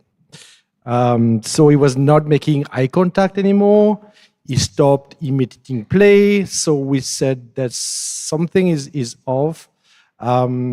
His birth was a little complicated, and that's probably played into that. But the first 18 months, that was our first child, so we didn't know any better. So we thought it was okay. But then at 18 months, we figured out we should take him to a doctor or doctors, because we've been to a lot of doctors, and because the diagnosis was ranging from he's doing that on purpose, strict enough, to he's not going to be functional, you have to put it in an institution. So pretty wide. Did you catch that? Put him into an institution? Yeah. So again, 20 years ago, France, so not as advanced as today. So around, after seeing a dozen doctors, I would say, so one of them suggested, hey, have you heard of this thing called autism? That might be something. I'm not a specialist, but I can refer to you to some doctor that knows a lot about that. So we took him to that doctor, and he said, yeah, it looks like he's in the spectrum. So that's when we started ABA therapy on a daily basis, speech therapy, because it was, as I mentioned, non-verbal. And so we did that for 2 years until he was 4. And 4 is when in France you start going to school. And we were told, no way, he's not going to school, he's not going to go to school. You have to find another place for him to go. And my wife said, look, this is BS. If we go to my country, he will go to school. he will have an IEP, and so we packed our luggages and came here. And then we've been here since. Thank you. I just laugh that it says thinking back to when your child is young. I'm like, my child still is very young. You are there. Yes, I'm in the thick of it right now, but that's okay. I feel like my process of figuring things out with Parker was interesting because I share two roles. So obviously I'm a mom, but I'm also a speech therapist. So it's like its own form of torture of knowing what you know and then seeing it in your own child and being like, But also when I started to notice around the time he was a little over 18 months, I was 8 months pregnant with my daughter. And I kind of knew in my mind, I was like, you know what, I can do one thing at a time. And having a baby is my priority right now. So I'm just going to kind of put that in my back pocket because if he's autistic now, he's going to be autistic in the future. So trying to juggle all of that at once was not my priority. So my daughter was born, we kind of got settled with her. And so I knew, I was like, he's going to need speech, he's going to need OT, he's going to need all these things. We hadn't got into early intervention services because the wait list was super, super long, as a lot of you probably know. And so finally, right before his 3rd birthday, we did speech evals, we did OT evals, we did the developmental therapy. And I was like, he's going to qualify, I know he is. And so then we did all of that. We got the autism diagnosis, and then it was like, boom, EI done, because he turned 3, and then we had to jump immediately into the school evaluation. So I was like, my head is like a tornado right now. What was that process like? Because earlier intervention has a little bit of a different focus than does when you enter the school system. Yeah, I mean, I think it's like I know what early intervention is, I know what they're gonna do, so I kind of in the back of my mind knew like it's gonna be more home-based and then they're gonna transition it to school, and I know that they're gonna try to make it more like functional play and academic, pre-academic as much as a 3-year-old can do.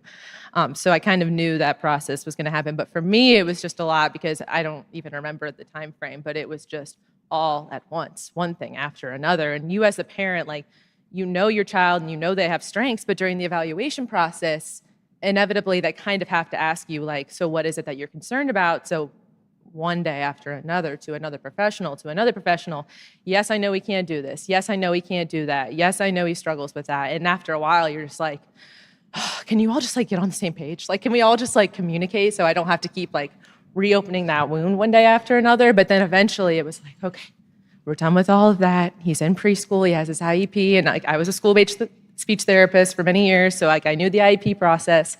So it was nothing surprising to me, but when it's your own kid, it's just a little bit different. So that was kind of our process, and he's getting speech and he's getting OT, and people are like, are you going to do speech therapy for him? And I'm like, heck no, I'm his mom. Like, of course, he doesn't want to do anything for me. I'm his mom. He just wants to, play by himself at home. So it's just so nice to have other therapists who are able to work with him and support him too. So thank you.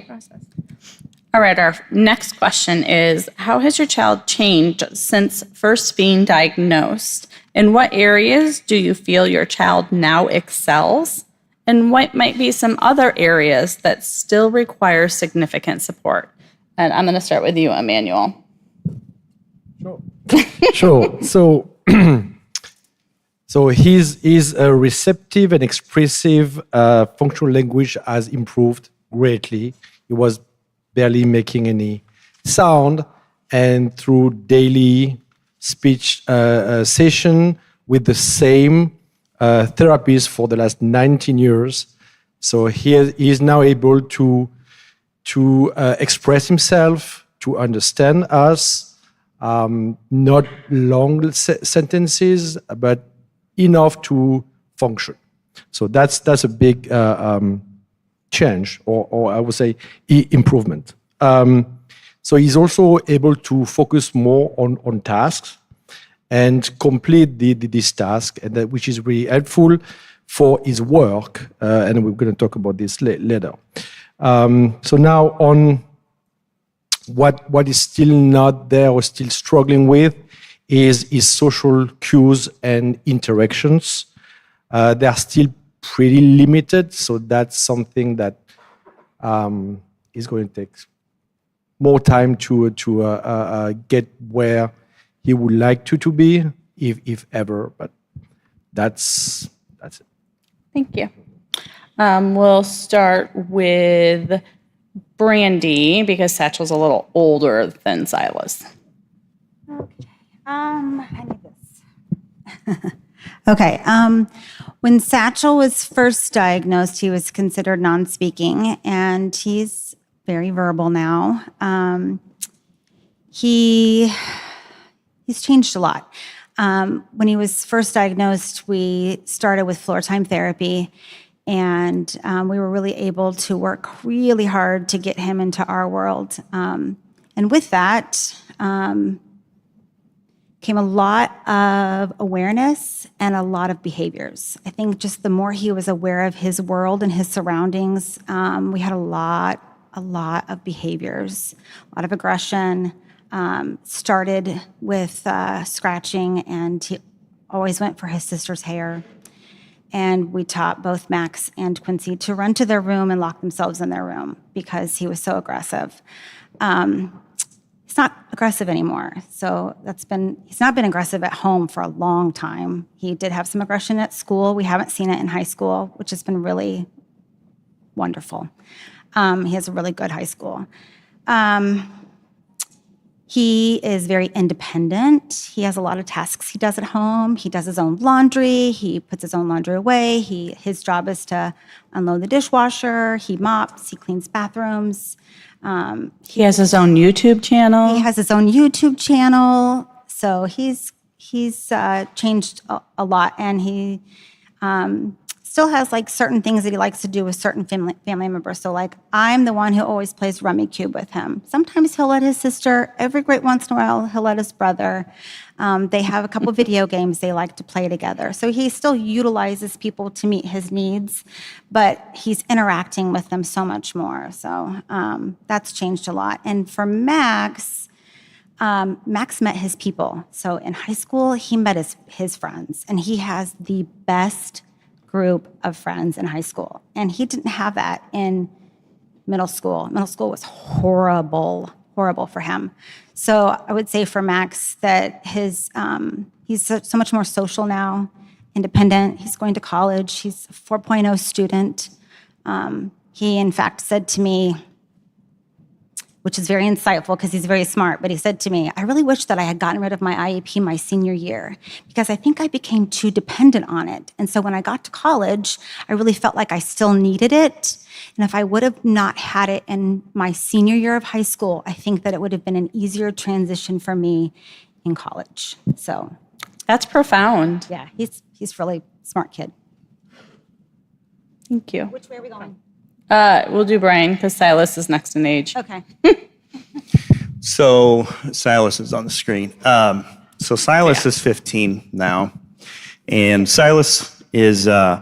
We still bathe him. We have to still bathe or shower. I mean, he can sit in the bath, but we still clean him. We still dress him, put deodorant on, brush his teeth. So one of the biggest changes has been puberty's been interesting. As you can Interesting. imagine. In what ways? I'm not going there. All kids still go through puberty. Anyway, so, when Silas is, Silas is still really who he's always been. He's always had this really big smile, this huge belly laugh. He's absolutely loves on everybody. He loves physical touch. He loves squeezes.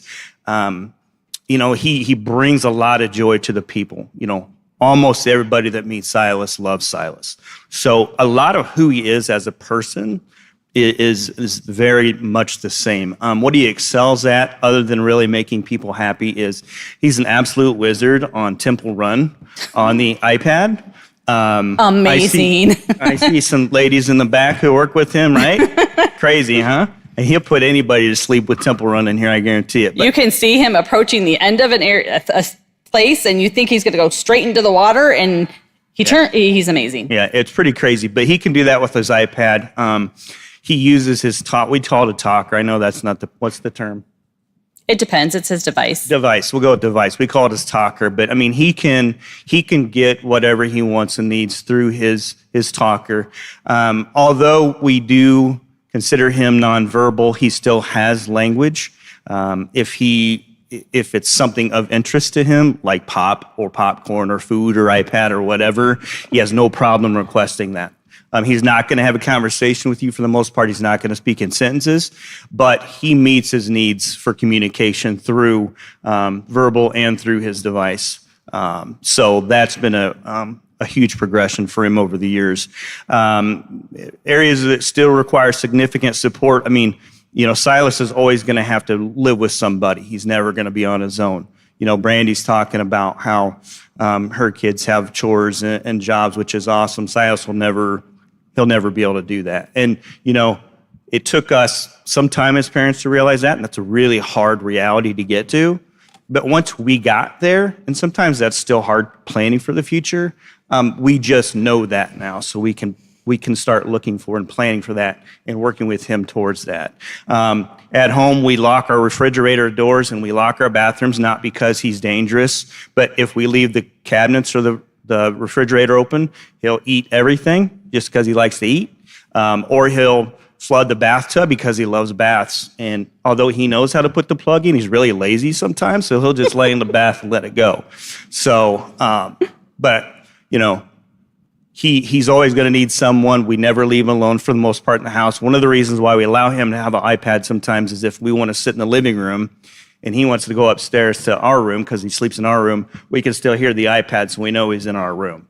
So, but yeah. Thank you. Moving on. So I would say that since Cameron was diagnosed, he's made a lot of progress with his speech, with his expressive and receptive language. It was really hard for him. Like he could talk and communicate when he was younger, but when he wasn't able to, he'd get frustrated and cry. And I would feel like, I don't know, what do you want? And eating was really hard for him too. We went through feeding therapy when we did early intervention. Food is really hard for him. He has like a handful of things that he will eat, and it's the same things every day. Like I pack the same lunch every day for him at school. It's the same thing. I mean, it makes it packing easy. I don't have to think about what am I going to send. But it's very hard for him. He will even gag if he sees certain foods that like his classmates might have, or something that like we might be eating. So it makes dinner time hard because I'm making, Cameron's food, and then sometimes I have a picky toddler and making him something different. So that's something that we're still working on, but he really has made a lot of progress with his speech. Cameron will script a lot of shows that he likes to watch. He'll usually, and he talks to himself a lot with that scripting, like when we're riding in the car, he's having a conversation with himself with, talking about the different characters. But he'll even communicate sometimes through that way, or he can communicate his wants and needs. Like he'll say, "Mommy, hungry," and I'll be like, "Okay, well, tell me what you want." And he'll say noodles and milk. Sometimes like that's what he says, but he doesn't always mean it, but that's his like safety. Like he knows he likes those things. So that's another thing that's kind of a struggle. Because he'll ask for that and I'll make it and then he doesn't want it, or he might start gagging at it if I put too many noodles into the bowl. So that's something that can be hard, but that we're still working on. He's made a lot of progress, I feel like, at school and in ABA with his listening. That was something we struggled with when he was younger, listening and just understanding. I feel like he would get frustrated and have little meltdowns and cry for long periods of time. But I feel like, we use the like first this, then that a lot with him, or showing him, having him repeat it back. That really helps as well. And again, with going to ABA therapy, he started that when he was in kindergarten and he's in second grade now. And he goes over the summer as well. He goes there every day, Monday through Friday, every Saturday. That's really helped him with his progress. I guess one thing that he still needs support in is he usually needs someone with him. He can't be, like you were saying with Silas, he can't be really left alone. So like at home, He might have iPad time while I'm putting his brother down for a nap. Or, if we don't hear him, he might be getting into something. Like he might be getting into the fridge to get an apple. He loves apples. If we left the bowl on the counter, he would take a bite out of all of them. We have to put the bananas on top of the fridge. He'll climb to the top of the fridge to the bananas. And so, or the bathroom, he'll get in there. Didn't say, let's just do He that. might play in the toilet because it's water. He might, he's not thinking, ew, that's gross. Also, I'm a kindergarten teacher, so learning is very important to me. And, right now Cameron's in second grade and he's reading at like a level B. And so there's like letters of the alphabet. And like by then in kindergarten, you want them at like a D. And so sometimes I feel like, am I feeling as a parent that I'm not helping him be where he needs to be, even though, I know he is doing his best and will learn eventually. It's something that, I feel like, did I fail him? I want him to learn. But the thing with Cameron too is if he's not interested, he doesn't care. If he's not interested in it, he's not going to do it. He probably could do it, but if he doesn't have any interest, he's not going to do it. One thing about Cameron that he really excels at is he's just a really happy boy. He's really funny, and he's not even trying to be funny. He's so funny, like the stories I hear from school. I get text messages from his teacher or the support staff there or at ABA therapy, and he's just so funny. And I feel like everybody really loves him that is involved in his life. We love him so much. We love him for who he is and can't imagine, him any differently. But everyone around him, he just brings a smile to their faces. Even, the kids like at school in his classroom, but also like the general education children. They love him. They watch out for him. They want to be with him. They include him. And that just really means a lot to us. Was that number 4 or 5? 4, okay. That was 3, okay. I'm going to skip number 4 in lieu of time. We're just going to move on to number 5. So, how has your community supported and accepted your child? What services have been most helpful? And what has been lacking or disappointing? So we'll start back over here. I feel like since we're just now kind of like getting into things and like he's just now at the age where he could be participating in some things, one thing that I've noticed that has kind of been disappointing for me at least is like I would love to get him into swim lessons this summer, and there's like adaptive swim lessons for kids that are like 5 and 6 and 7, but not for those younger kids. Or like sports, it's like they always start at like 5 or 6. So I'm like, I would love to put him in t-ball. I would love to put him in soccer. I'd love to do those things, but I'm like, listen, that's not going to happen. I mean, he would love it. He would just run around everywhere, but like he wouldn't participate. So that's been one of the things as a parent of a young child, just trying to find some more of those like recreational activities that are going to be safe for him and accommodate him. Because when I try to bring him to some other things, it's like, I think people are like accepting and accommodating, but they, at the same time, if they don't know you and they don't know your kid, they kind of look at you like, why is your kid like not doing X, Y, and Z? Or like parents look at you, whatever. And I don't know what their intentions are. I don't ask them. I don't really care to know anyway. But that's been something that at least I've just been kind of looking into is I'm like, I need some more support for my kid that's like out of early intervention, but is just starting school. And like, I just, those kinds of activities. So that's sort of where I've been a little disappointed. But I feel like in terms of therapy services, I mean, my God, my son's therapists and teachers are like my best friends. And I know that most of you guys are teachers and you guys are angels, seriously. I mean, also working in the schools, I mean, I see what you guys do and you guys do the utmost work for kids. And I know sometimes parents are a little bit more, not aggressive, that's not the right word, but they're trying to defend their kid and they're trying to say this, that, or that, or whatever. But I mean, I feel like in my experience, my kids' teachers and therapists have been awesome and have saved me many days. So you guys are awesome. Thank you. Sure, we'll go down the line. All right, so to piggyback on what my neighbor was saying the first thought goes to the special educators and the specialists and the therapists, sorry, that cared about him and invested so much in his success. Then the paraprofessionals, such as the school aides and the job coaches. And since I'm talking about job coaches, I like to mention the VTAP program, which goes for a vocational transition assistance program that starts in high school until the child turns 22. And thanks to that program, today Louis has a job. He's been able to intern at the company that hired him through that program. So super helpful, very great opportunity, and we are very thankful for that. Couple more shout outs. Best Buddy program.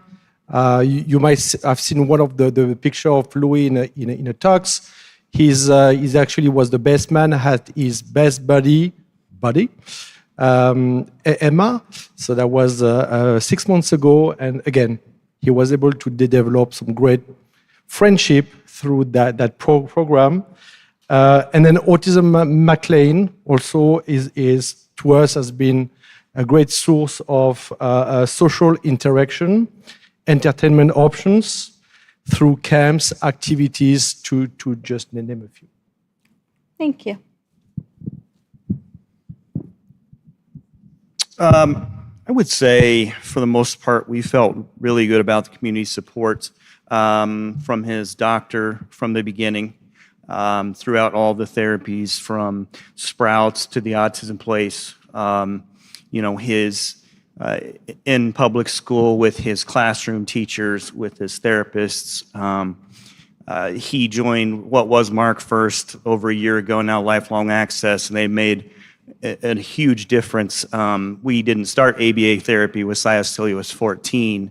I don't know what that would have changed had we done it earlier, but I can tell you it's made a significant difference in a lot of his behaviors, and it continues to. I would say the only thing that's disappointing is that there have been some people who have mistreated him and been allowed to by the people in charge. And when you have a nonverbal child who can't come home and tell you about his day, and they're not going to write notes and tell you what happened that day, that's pretty disappointing. I think this community is wonderful.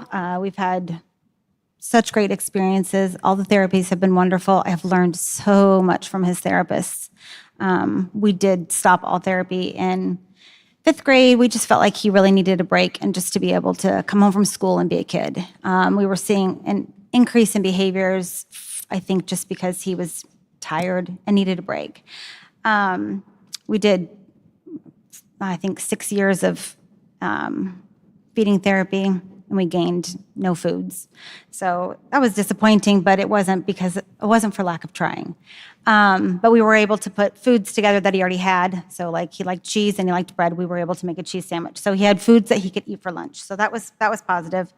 I would say the only thing that I felt disappointing is that there was a disconnect between elementary school and middle school. So in elementary school, they allowed behaviors. They had a safe place for him to go during behaviors. And then we hit middle school on day 5. They said, we don't deal with behaviors. If he has behaviors like this, we will be calling rescue, and he will go in for a psych hold. And I was really disappointed that that was their response on day 5 of school, when that was allowed for 3 years in elementary school. So they allowed a behavior, and to undo a behavior, it was going to take more than 5 days. So I quit teaching and said, no, you won't call rescue, you'll call me. So I am now who they call if he's really upset and needs somebody. So we will not be calling rescue, because he needs, if he ever needed an ambulance, I need him to be able to go. And I didn't want the ambulance to become something negative for him. So And thanks to COVID, he got a year and a half off from school in middle school, which we needed. So I was glad for that. Glad for that break. I know COVID. Let me clarify. He did not get a year and a half off of school. He got a year and a half Remember, off from she being is a in that. He teacher. got a year and a half off from being in that building. In the environment. Yes. There was still lots of school happening. Lots of school. That was occurring, and you did a beautiful job programming and making it work for him. He did. I obviously know many of these families. So I would say that like all the services we've gotten with Cameron with, speech, when we did OT, feeding therapy, all those were very helpful. ABA has been very helpful. The school has been great. So he was in early learning for 2 years. And then he's been at Pepper kindergarten, first, second grade. And I feel like just everybody, like I said earlier, everyone really embraces him. In his classroom, like he's in his smaller class, but then he does push in with the gen ed classrooms. So he goes to like music, art, PE, library with them as well. And then he gets to go to their morning meeting in second grade. And I feel like the second grade teacher, I got to meet her at his meeting last month, and she just has really embraced him and makes him feel included. And one thing that one of the paras shared with me, a story about Cameron going there was on Fridays, they do a circle where one of the students gets to sit in the middle of the circle, and then all the kids go around and say something that they like about that student. And Cameron got picked, and he got to be in the middle, and they said how much, how funny he is, how they make him, how he makes them laugh, how he's happy. And it just made me feel so good to know that he's being included and a part of their classroom. And it means a lot that she includes him as well. I've also enjoyed him being in Special Olympics. He's gotten to do that through school. So it was fun to get to watch him participate in that. Cameron's not really a sporty person. I don't think he ever will be. But it was fun to see him participate in that. It's usually at Central Catholic, and so last year it was raining. It was inside, so it was a little different than the year before, where they're out on the track and it was hot. And he's like, "I don't want to be doing this," but he had a good time, and it was just nice to see the high schoolers, being leaders and role models to those kids, and just seeing the kids have fun and embracing them. So we haven't really experienced anything disappointing yet. I'm hoping we don't. I feel like everything has gone so well with school. They're very good about communicating. How his day is. He has a form that comes home every day. But again, there are times where I worry, like, Cameron can't come home and tell me what, if anything, happened to him at school. But luckily, there's always somebody with him at all times, so that I know he's safe. And if something would happen, that I would be told so. Beautiful, thank you. I think the next question we have touched on a little bit, so this one might be a briefer response. How have professionals helped and supported you, or in what ways have they maybe disappointed you? And we'll start with Emmanuel. I think I already mentioned that. So I'm not going to repeat myself. The only thing that I didn't mention, so I focused on the positive, but on the disappointing part, employment is still is an issue. We have some major local organization that could make a difference, but oftentimes we're seeing that these organizations rather cut a check to a non-profit, to a charity, instead of giving a chance to our children. So that's something that we experienced and that we hope is going to change, because as your kids will grow, eventually for them having a job or an occupation on a daily basis to find a purpose is going to be key And that's something that's could be improved, could be better, and that what we need to do better as a community. Thank you. We'll go to Brandy next.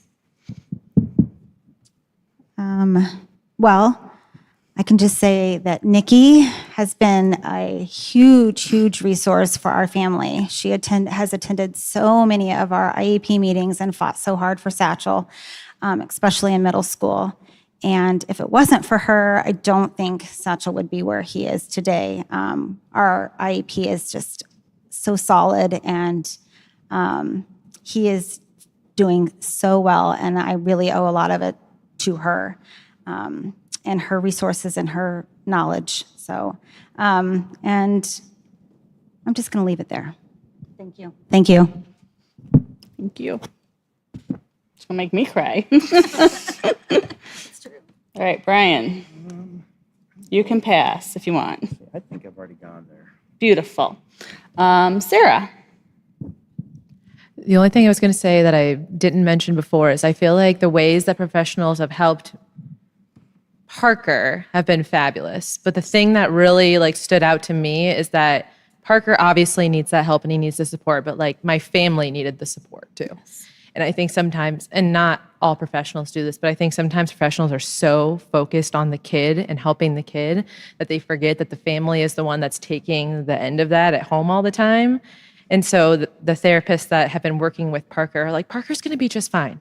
He's going to be just fine. But what do you need? What kind of supports do you need? Do you need a mom's group to go to? Do you need what is it, right?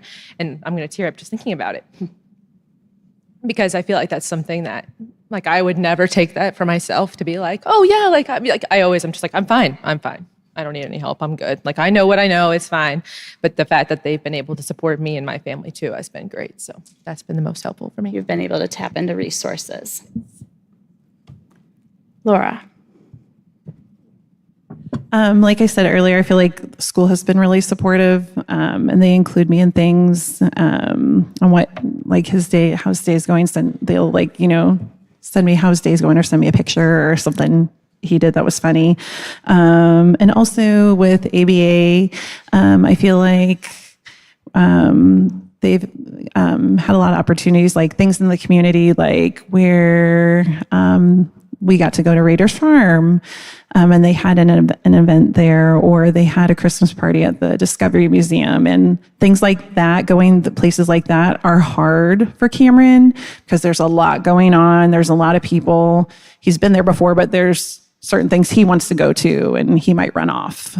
And so I feel like, having those opportunities to be out, because we do go places as a family, but it usually has to be when both parents are there, mom and dad. It's hard for me to have both my boys because I think Cameron might run off if we go to the playground or whatnot. So I feel like having those experiences where we can go to the pumpkin patch and do those things. And Brooklyn and Ashley, you're back there. I mean, you two are amazing and do so well with him. And I love that people that work there that are there, you're there to support them and are so patient and kind and understanding. And it just really means a lot. And to have those opportunities where if someone's having a meltdown or something, they understand and don't judge.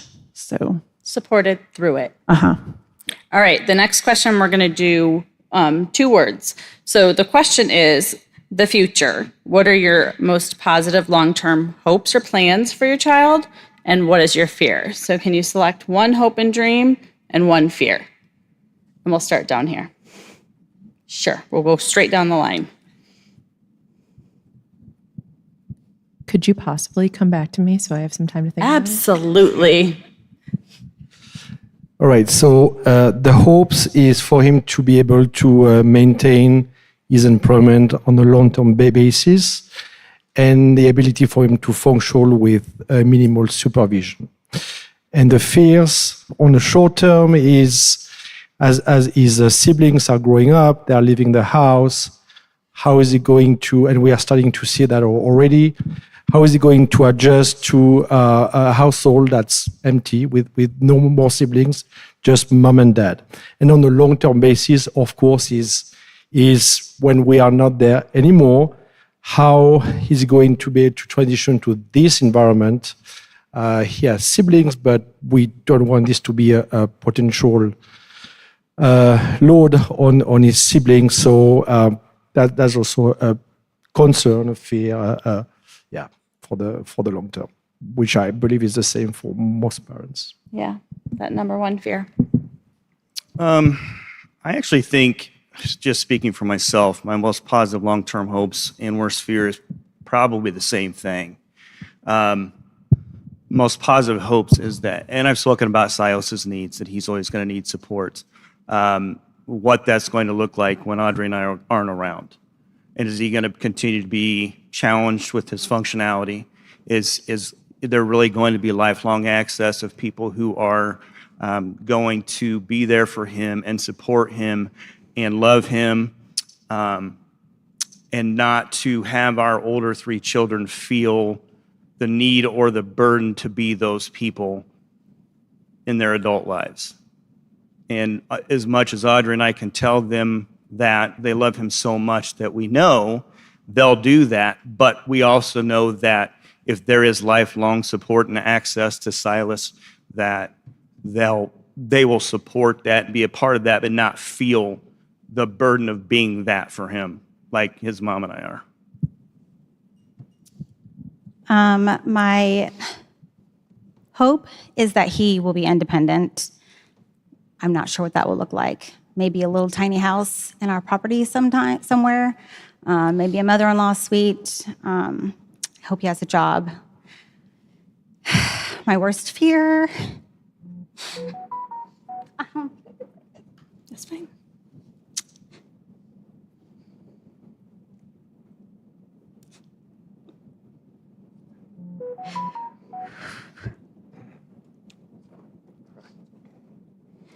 Is what happens when I die.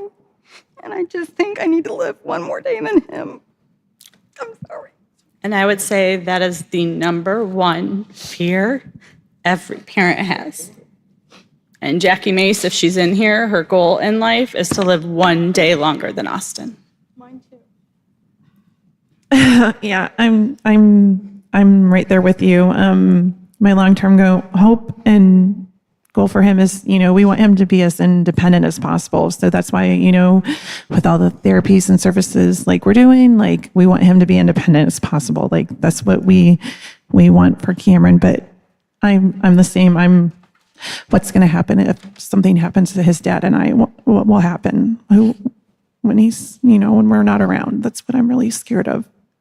So that's why, take it day by day and, watch our health. And like, I think about those things, like I need to take care of myself because I need to take it, but I'm always usually put myself last because, my family's most important to me. Like I want to make sure they're taken care of. And that's my fear is what will happen when we're gone. Thank you. One last question as we wrap up. What would be one thing you want others to know who are just beginning their journey? And anybody who has I'm here for the wants to answers. share, go for it. What was that? I said, I'm here for the answers for the people that have been here, done that. I'm going to take some notes for this answer today. So Beautiful. Think about your good answers you're about to give.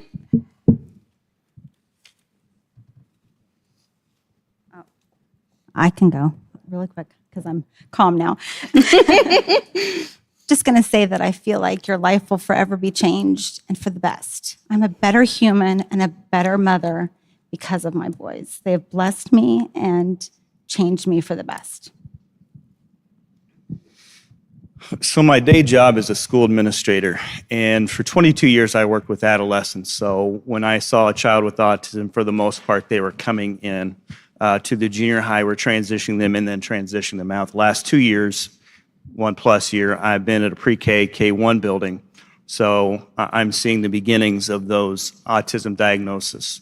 And I know autism is a scary word. And it's very hard for some people to say, I have a child with autism. He or she is fine. They're just a little different than their peers. The advice I give to parents when I'm pretty sure that we're looking at a child on the spectrum is the quicker you get that medical diagnosis, the more opportunities you're going to have for your family. It's going to open so many more doors for you that you didn't even know were there. And the other thing I would advise is don't be afraid to go in public. Audrey and I were just talking about this morning when we pulled in here. We were talking about a friend set we had when Silas was young that would ask us to go out and do things, and we kept saying no. We kept saying no because Silas is loud, he flaps, he stems, he's different. And I'll speak for me, not her. For me, I felt that was a stigma. I felt like people were looking at us, that we're different, that he's strange and that he's odd. And if it were the younger me, then I would say, what are you looking at? You're strange. He's the normal one. So, I would say don't be afraid. Find families like you. Learn from each other. Find groups.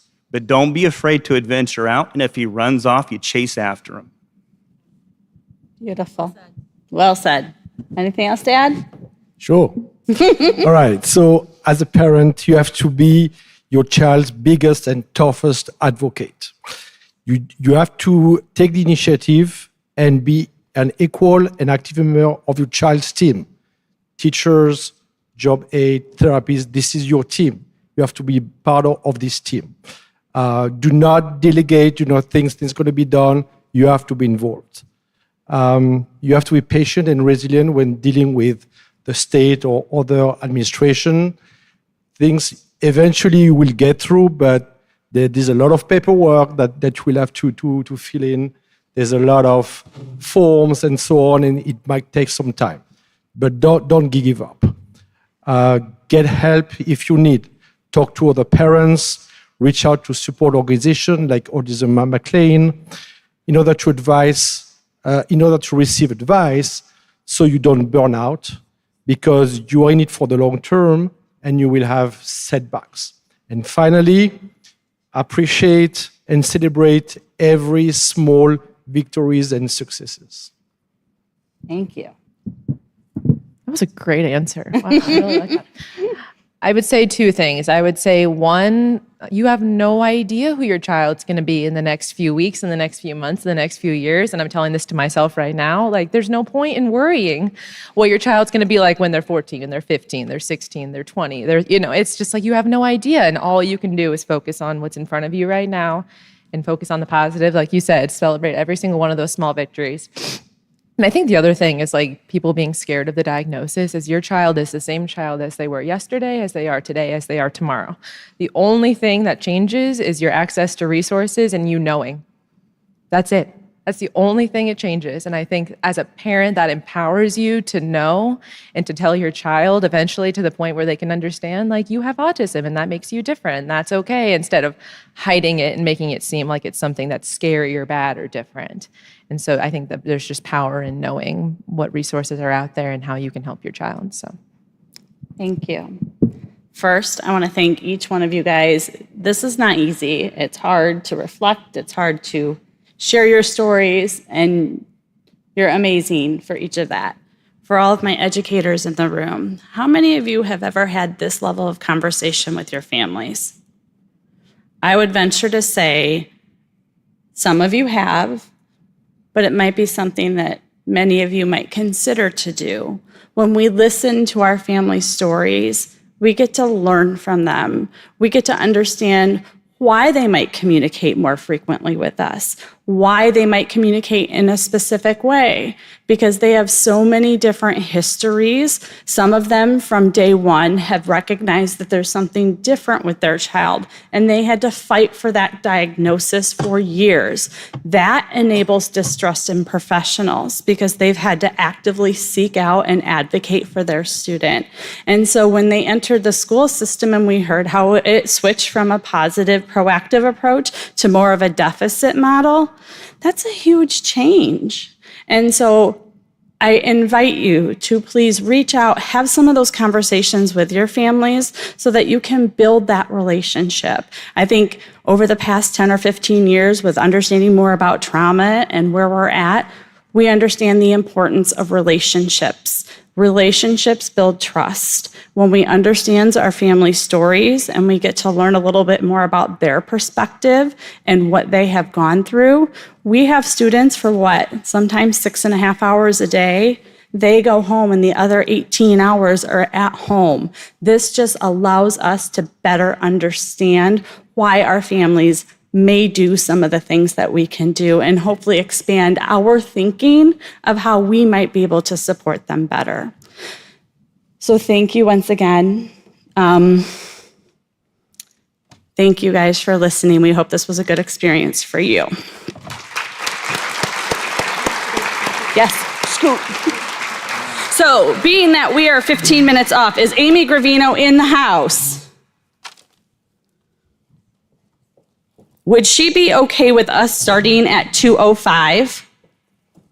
We have a little bit of wiggle room. We'll still get you out on time. Here's what we need you to do. If you have not completed your passport and you have your passport left to turn in, go check in with the vendors. They are going to be closing right when the keynote begins. Finish your passport. Turn your passport into that basket because we're going to have raffles. We will be back in here at 2:05 to start with Amy Gravino, our keynote, and she's awesome.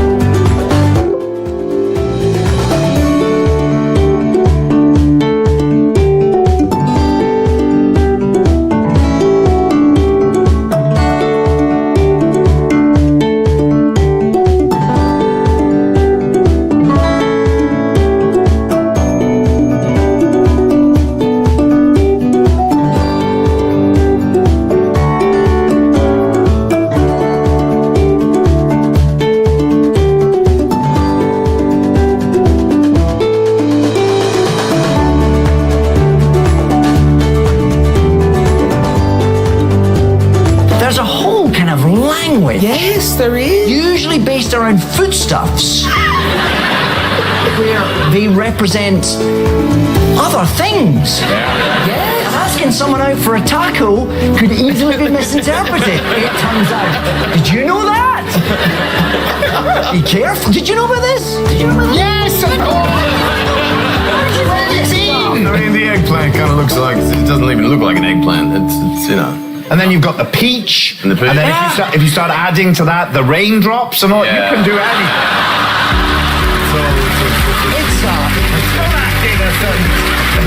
Don't come here with your, It's a minefield.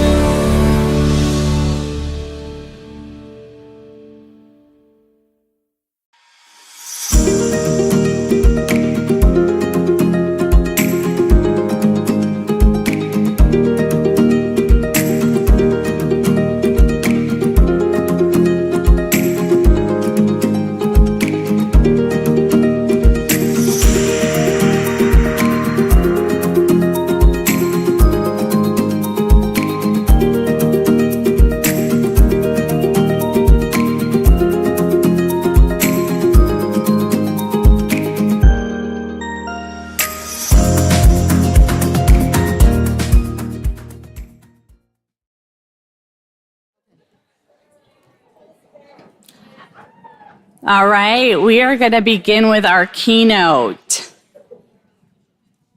I am excited for you guys to get to experience Amy. I first saw Amy at she was a session at a conference I went to. You were at Seattle ABAI Autism. And my colleagues and I, we were at the event and we were like, who is she? And how in the world can we get her? And so this is 2 years later, and we have her, and we are so grateful for the information that she is going to share. I believe that you are going to enjoy and laugh with her at some of the information that she's sharing. You are going to walk away with new knowledge, and just be forever grateful for the information that she's going to share. So I welcome you to our keynote speaker, Amy Gravino.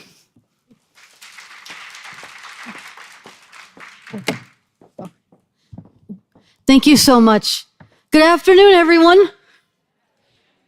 Oh, glad to hear from all of you. I hope everybody's feeling good after lunch, and I know it's the last talk of the day, so thank you for hanging in. I appreciate it.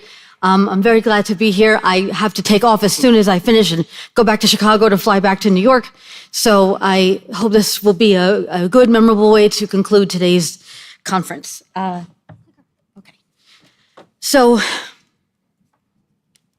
Okay, so if you scan this code with your phones, this will take you to an app I use called Slido, which will allow you to ask questions anonymously. So if there's something you're not comfortable asking, you can use the app to do this, and I will be monitoring the questions on my phone that I have here, and we'll make sure to get to them at the end. I mean, you can also ask questions the traditional way, raising your hand, but this way, if there's something you're not comfortable asking, you can do it right on your phone.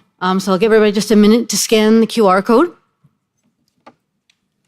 Okay, looks like a few more people. Well, good. Everybody got it? Okay.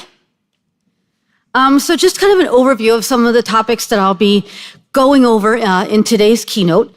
I'm going to give you kind of an introduction to autism and sexuality. Some of you might be thinking, why is this an important topic? Why do we need to talk about this? Maybe you work with clients or students who are younger, who are not yet perhaps going through puberty, but they're going to go through puberty. And that's why this is important, because every autistic child that you support or love or work with is going to become an autistic adult. Big surprise. I guess not a lot of people realize that's what happens, but indeed, that is what will happen. So this is information that everyone needs to know. And we'll talk about what some of the misconceptions and the myths are around autism and relationships and sexuality, and why those have often prevented conversations from happening. And ultimately, we'll also talk about what some of the consequences can be if we don't talk about autism and sexuality. Then I'll be sharing with you the firsthand perspective of a woman on the spectrum, that's me, and what my experiences were like when it came to relationships and navigating puberty and dating and sex and all that stuff. So you might have kind of a better idea of what some of your clients and students are going through at this particular moment. And then we'll talk about what my recent work that I did at Rutgers University, where I work in New Jersey, which was to develop a sex ed curriculum for autistic people. I'll talk about the process that was involved with that, how that went, and what directions I hope to take it in the future. And then, of course, I'll have some strategies, both for parents and professionals, working with autistic individuals, how you can open up a discussion and a dialogue about sexuality. I'll also share some resources that you can take home with you, and hopefully that will be useful for you. Sidebar, I hope you could see me over this podium. This is not built for short people, really, but I'm glad I wore my heels today. I feel like I need a booster seat or something, but I'm glad I can see all of you. And then, of course, we'll have time for questions at the end. So hold on to those questions, like I said, and feel free to use the Slido app as well. So I love getting to do this presentation in person because I can actually see people raise their hands. So who do you talk to about sex and dating? Do you talk to your family? Maybe not. You know, some people might be close to a sibling or someone, but most people probably wouldn't talk to their parents about sex and dating. Right? Do you talk to a therapist? I'm from New Jersey. Everyone has a therapist. It's okay. No shame. That's totally fine to talk to a therapist or a counselor about sex and dating. What about a religious leader, a priest, a rabbi? Sidebar, I don't think there's a lot of Jewish people down here because you have a grocery store called Schnucks. And in Yiddish, a schnook is like an idiot or a... So I saw that and I said, there are no Jewish people here at all, are there? I'm just saying, what a name for a grocery store. But probably most people wouldn't talk to a religious leader about sex and dating, maybe premarital counseling if you're into that kind of thing. What about friends? Now, this is where I should see everybody's hands go up. Probably most people, you can raise your hand, it's okay. Most people probably talk to their friends about sex and dating, right? That's the support network that most of us have. That's the kind of people we use as a sounding board for these topics. Or do you not have anyone to talk to or don't feel comfortable talking about sex and dating? That's okay too. That's totally valid if you don't feel comfortable talking about it. But a few years ago, I gave this presentation to a group of college students on the spectrum, and the majority of them, almost all of them, raised their hand for the last one. And that's where many autistic people find ourselves. We find ourselves not having anyone to talk to about this huge area of life, right? Imagine, sex and relationships are such a big part of what it means to be alive and be a human being. Imagine not having anyone to talk to about it because your sexuality is so stigmatized and seen as something so taboo just because you're disabled, or because you're autistic, whatever it might be. That's where many of us are right now. And consequently, autistic people are not getting access to comprehensive and accurate sex education in the way our neurotypical peers are. We're not having our questions answered, having things addressed that we need to know about. And as a result, we're put at much greater risk of serious consequences such as abuse, which we'll go into more in a few minutes.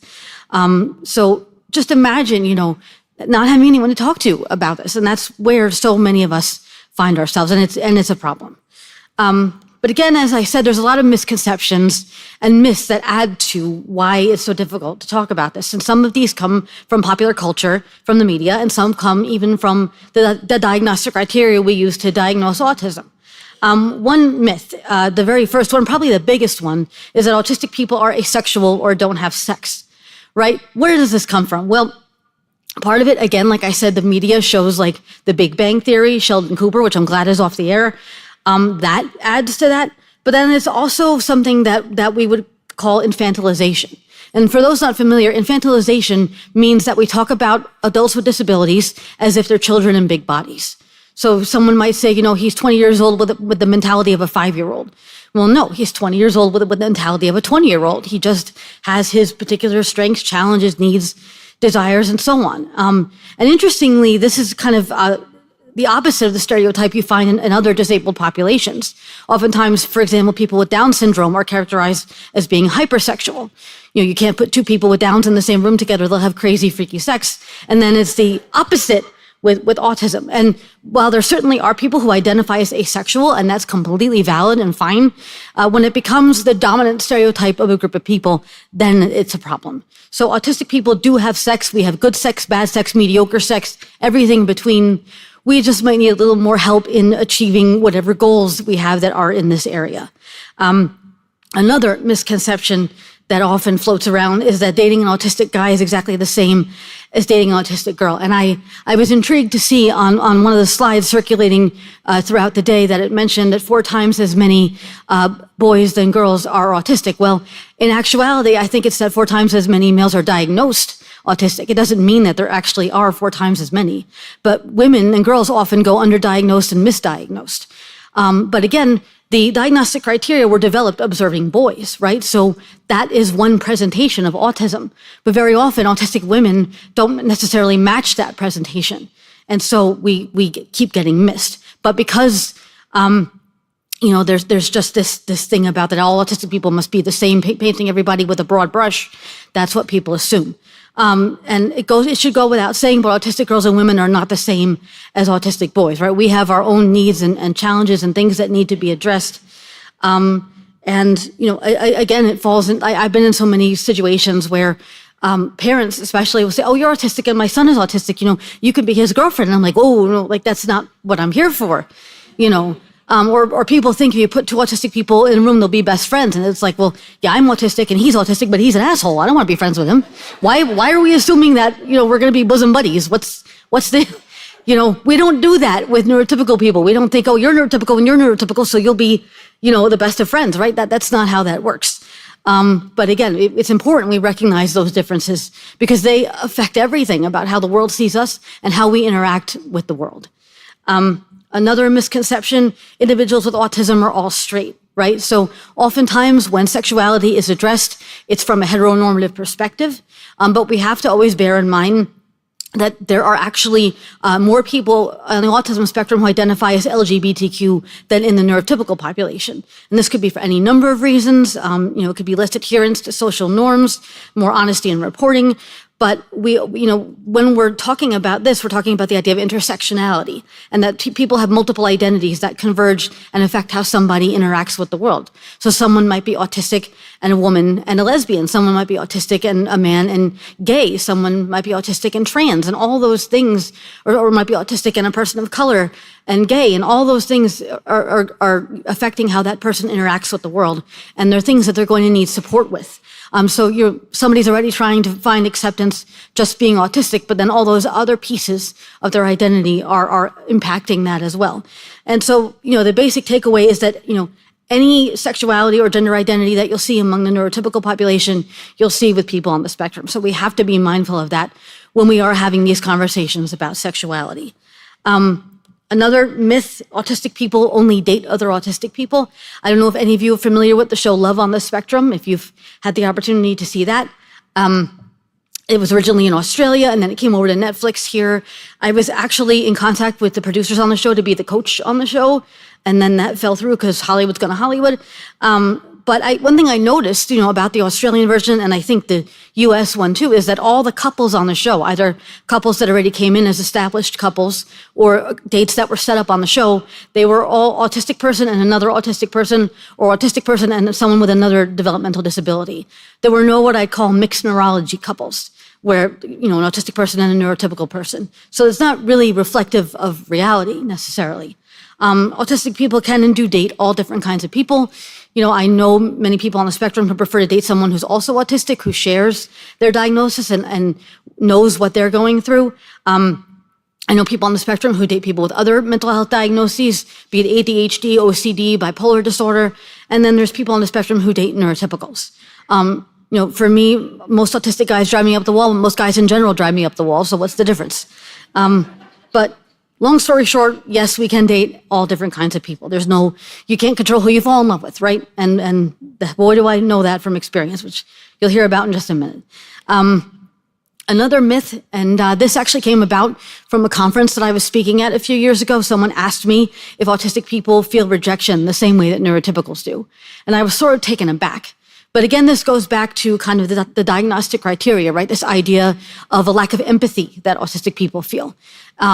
For my money's worth, they're all different levels of empathy, but I often have found that it's actually, rather than not feeling anything, it's feeling everything and not being able to filter it out. So many autistic people shut down as a result of not being able to filter those emotions. But people think that if you don't display emotions in a way that's typically expected, that you don't feel those emotions. And that's not true. I have a lifetime's worth of experience with rejection, and it always hurts. It doesn't hurt any less because I'm autistic. In fact, I think it might hurt more because I'm autistic, because I feel everything so deeply. And the last myth ties in with this, probably the most painful one, which is that individuals with autism can't love. Again, this idea that if an emotion isn't displayed in a way that people expect, that it means that someone doesn't feel it. But love doesn't have any one shape or form. Love doesn't look a certain way. And we as people on the spectrum are full of love. We have so much love to give. And in fact, the problem is finding someone who will respect and honor that love and treat us the way we deserve to be treated. That is often the problem. So with that in mind, sex is everywhere, right? We live in a very sex-saturated society. It's in our media. It's on our billboards.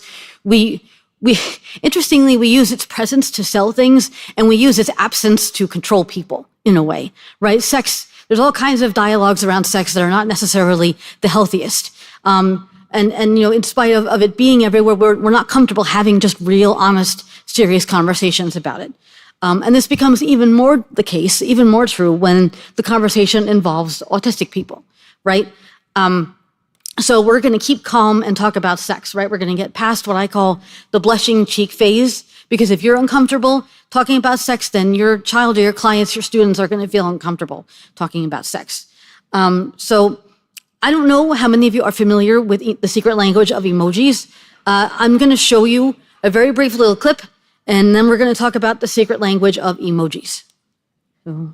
There's a whole kind of language. Yes, there is. Usually based around foodstuffs, where they represent other things. Yeah. And asking someone out for a taco could easily be misinterpreted, it turns out. Did you know that?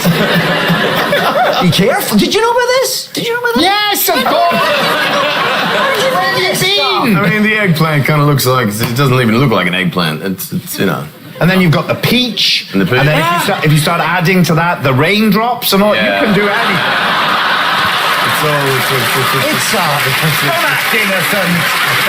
Don't come here with your, it's a minefield, clearly. But do you text? Do you have a smartphone? I do, yes. Okay, then I've no idea how that passed you by. That's weird. Because I thought the emojis were just meant to represent what they represented. I didn't know there was this whole kind of other language you had to learn. Can you get explicit emojis? That's what we need. Yes, Apple needs to move forward and just call a vagina. So for you Doctor Who fans, that's David Tennant up there. And what he's talking about is that, I'm more of a Good Omens fan though, by the way, just FYI. But he's talking about that the emojis that we use on our phones, they have multiple meanings to them, right? So a lot of them revolve around food, but not all do. But so, for example, the eggplant is a penis, the peach is a butt, the raindrops, use your imagination. And so if you're not aware of this kind of subtextual language, you're going to be missing out on a huge piece of the conversation, right? So when we talk about sex in our society, we often talk about it in a kind of code, right? So how many words are there for arm, right? An arm is an arm. But how many slang words are there for penis? There's a million slang words for penis. How many slang terms are there for sexual intercourse? There's a zillion. And so if you're someone who already struggles, with communication and especially subtext and nonverbal communication, it's going to be very difficult for you to know what peers are talking about. It's going to set you up to be in a very vulnerable position. So for people on the spectrum, talking about sex is like learning a whole other language. And so again, if you don't know that emoji language, you're missing out on a huge piece of what's happening. And it's the same thing with just navigating this entire area of sexuality. So why is it so important? Well, we've seen a couple of reasons why. Again, because sexuality is not assumed to be part of the human experience for people on the spectrum. I'm thinking of an anecdote from Dr. Isabelle Hinault, who's a sexologist out of Montreal in Quebec. And she talks about working with a young man who was in a relationship, and he was experiencing erectile issues. He was on the spectrum, and he was trying so hard to maintain an erection that he was causing physical harm to himself. And she went to his doctor. It turned out it was a side effect of a medication that he was on. And she said to the doctor, "Why didn't you tell him that this was a side effect of the medication?" The doctor said, "Well, he's not going to have sex. He's autistic." So this assumption on the part of this rather arrogant or ignorant or both doctor resulted in physical harm to this young man. And all too often when I've been at conferences in the past, it's always the big three areas that are covered, which is usually housing, employment, and recreation, and relationships just always get left out. So it's just still not something that people think autistic people need to know about. And we'll go more into that in a little while. But the other reason that this is so important is because, as somebody much wiser than me once said, sex begins long before sex begins. Well, what does that mean? It means that when people hear the word sex education, they freak out. They think, you want to teach autistic people how to have sex. No, we're teaching people how to live life. That's what this is. Intimacy is what we're really talking about. Intimacy is something you create with someone long before you're ever thinking of getting in between the sheets with them. Intimacy can be emotional. It can be intellectual. It can be physical without being sexual, right? Intimacy is so many different things. And it's something you build when you're trying to establish a friendship with someone, first and foremost. So sex isn't just about sex, is what we're really getting at here. It's also important because, as we just saw, communication is key, right? And if you're someone who struggles with communication or whose communication style, let's say, is not always understood by neurotypicals and those around you, it's going to be difficult, that much more difficult, to establish and maintain interpersonal relationships. And ultimately, the reason why this is so important is because the consequences of not providing accurate and comprehensive sex ed are much too great. And of course, one of those consequences, and I shouldn't have to say it, but is abuse. And sexual abuse occurs at higher rates among autistic people than non-disabled and autistic people, but it's reported far less frequently. Well, again, thinking about the stigma, right? We've had a Me Too movement in the neurotypical world. We haven't yet had a Me Too movement in the autism world. And I think that we need one, right? But imagine, you're already a woman and people don't necessarily consider you, there's already that stigma against reporting sexual abuse, although certainly men can be victims of sexual abuse as well, by no doubts. But then when you're autistic, people think that you're an unreliable narrator. Oh, he doesn't understand. We were just playing a game. He doesn't get it. Or, she doesn't understand. We were just having fun. And more often than not, law enforcement officers are likely to side with the perpetrators rather than the victims. That was certainly the case when I was at high school, and, the principal and everybody sided with the bullies who bullied me rather than me. And so it's certainly, unfortunately, still the case. And the other reason why abuse, I think, isn't reported very frequently is that we're not teaching autistic people what abuse looks like, right? Abuse can take many different topographies. It can be physical, it can be financial, it can be verbal, emotional, sexual. So because people don't even know they're being abused, how can they then report it, right? And also, we tend to rely far too much on the idea of stranger danger, right? For autistic people, we're far more likely to be abused by someone who knows us, someone with access and with opportunity. And so then, if the person that you trust, the person that you're supposed to be relying on is the one hurting you, then who do you tell? Then what do you do? That's the conversation we need to be having. That's what we need to be talking about. And just some statistics to kind of reinforce this. Graham Holmes et al., 6.4% of youth in their survey had a documented history of sexual abuse. Mandel et al., 16.6% of children with autism in their study had been sexually abused. And Brown Lavoie, 78% of respondents with ASD reported at least one instance of sexual victimization. And the problem with these statistics is that I think these are actually low, right? This is only what's been reported. And again, going back to what we said about how so much abuse goes unreported, my feeling is that the actual numbers are much higher. If we had people being cognizant of what abuse actually is, these numbers, I think, would increase significantly. So again, how much is reported? How much is then prosecuted? Very, very, very, very little. But how much actually occurs is much, much higher than that. And I say this not to scare you, to alarm you, but to let you know what it is we're facing and why it's so important that we open these conversations, and also much sooner than you might think. And we'll go more into that in a moment as well. So in thinking about all this, I thought to myself, well, what better way than to educate the people about the experiences of individuals on the spectrum than with me to tell you about some of my experiences and the things that I have been through. So this is just a little bit about me and the current work that I'm doing. As was mentioned, I work at Rutgers as a relationship coach. I'm also the president of my own organization, Ascot Consulting. This says Dr. Ruth of the autism world, but I recently was called the Taylor Swift of autism, which that is the first and last time in my life anyone's ever going to compare me to Taylor Swift, I'm pretty sure. But I also was in the film version of In a Different Key, which was a New York Times bestselling book by John Donovan and Karen Zucker. It premiered on PBS in December of 2022. And I've co-authored a book chapter about sexuality and sex education with Dr. Peter Gerhardt and Dr. Jess Kauke. I am currently writing my own book, which is called The Naughty Audie, which is a memoir of my experiences with dating as a woman on the spectrum. However, back long before all of that, I was 13 years old. And, like any other 13-year-old, I was in the throes of puberty, right? I was going through it. And I was beginning to develop crushes. And these were some of the crushes that I was having at that time. You might be wondering what Davy Jones from the Monkees is doing there in the lower right corner. I discovered Monkees on Nick and Night's summer block party when I was 12, and Davy was my first favorite. And of course, that did wonders for my popularity, having pictures of a band that was popular 30 years earlier taped to my locker door. That was sarcasm. I'm autistic. I can use sarcasm. It did nothing for my popularity whatsoever. But again, this is the direction I was in. I guess floppy hair was my thing at the time. I don't know what to tell you. My body didn't care that I was autistic, right? My body didn't care that I have a disability. I was going to go through puberty no matter what. And even though I had all these questions and all these curiosities and feelings at 12, 13 years old, I didn't have my first kiss till I was 17. So that's kind of a big gap, right? And the theme that was to begin at this time and has continued through my life is the theme of disconnect. In this case, a disconnect between the things that I was curious about, questions that I had, and any learning opportunities that I might have had to explore those curiosities and questions. And that disconnect certainly felt very strongly in puberty. And I still remember feeling overwhelmingly disconnected from my body. I often liken it to a balloon barely tethered to the earth. That's how I felt, like I was just barely holding on to myself. And that's a big problem, right? When you don't have a sense of ownership over your own body. That opens the door for someone to come along and say, oh, I see you. You're not broken. You're great just the way you are.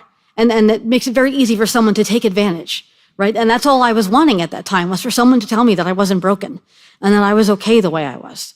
But I can remember even when I had my first period and I had no idea what was happening until my mother came in the bathroom one day and said, oh, you're a woman now.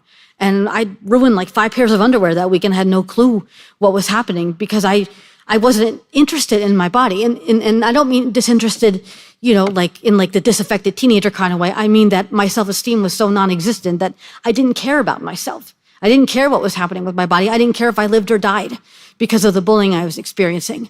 And I became suicidal from the age of 10, because of that. But again, I think there tend to be a lot of misunderstandings too about how puberty affects autistic individuals. We tend to think that there isn't as much of a pronounced effect as there is on neurotypicals. Going back to what we were saying about emotions not being displayed in a way that we normally expect. We don't expect a neurotypical 15-year-old to come home from school and deliver a full-on soliloquy about what their day was like And we just know that, they'll talk about it, when they're ready. And if something, but then when an autistic, 15-year-old comes home from school, if they don't go into a full-on soliloquy about their whole day, we think, they're fine, nothing happened, everything's fine. And that's often not the case, right? I think of the show Atypical, which has, it had an autistic main character, and we see the internal life of all the other main characters, the mother, the sister, the father, but we don't see the internal life of the young man.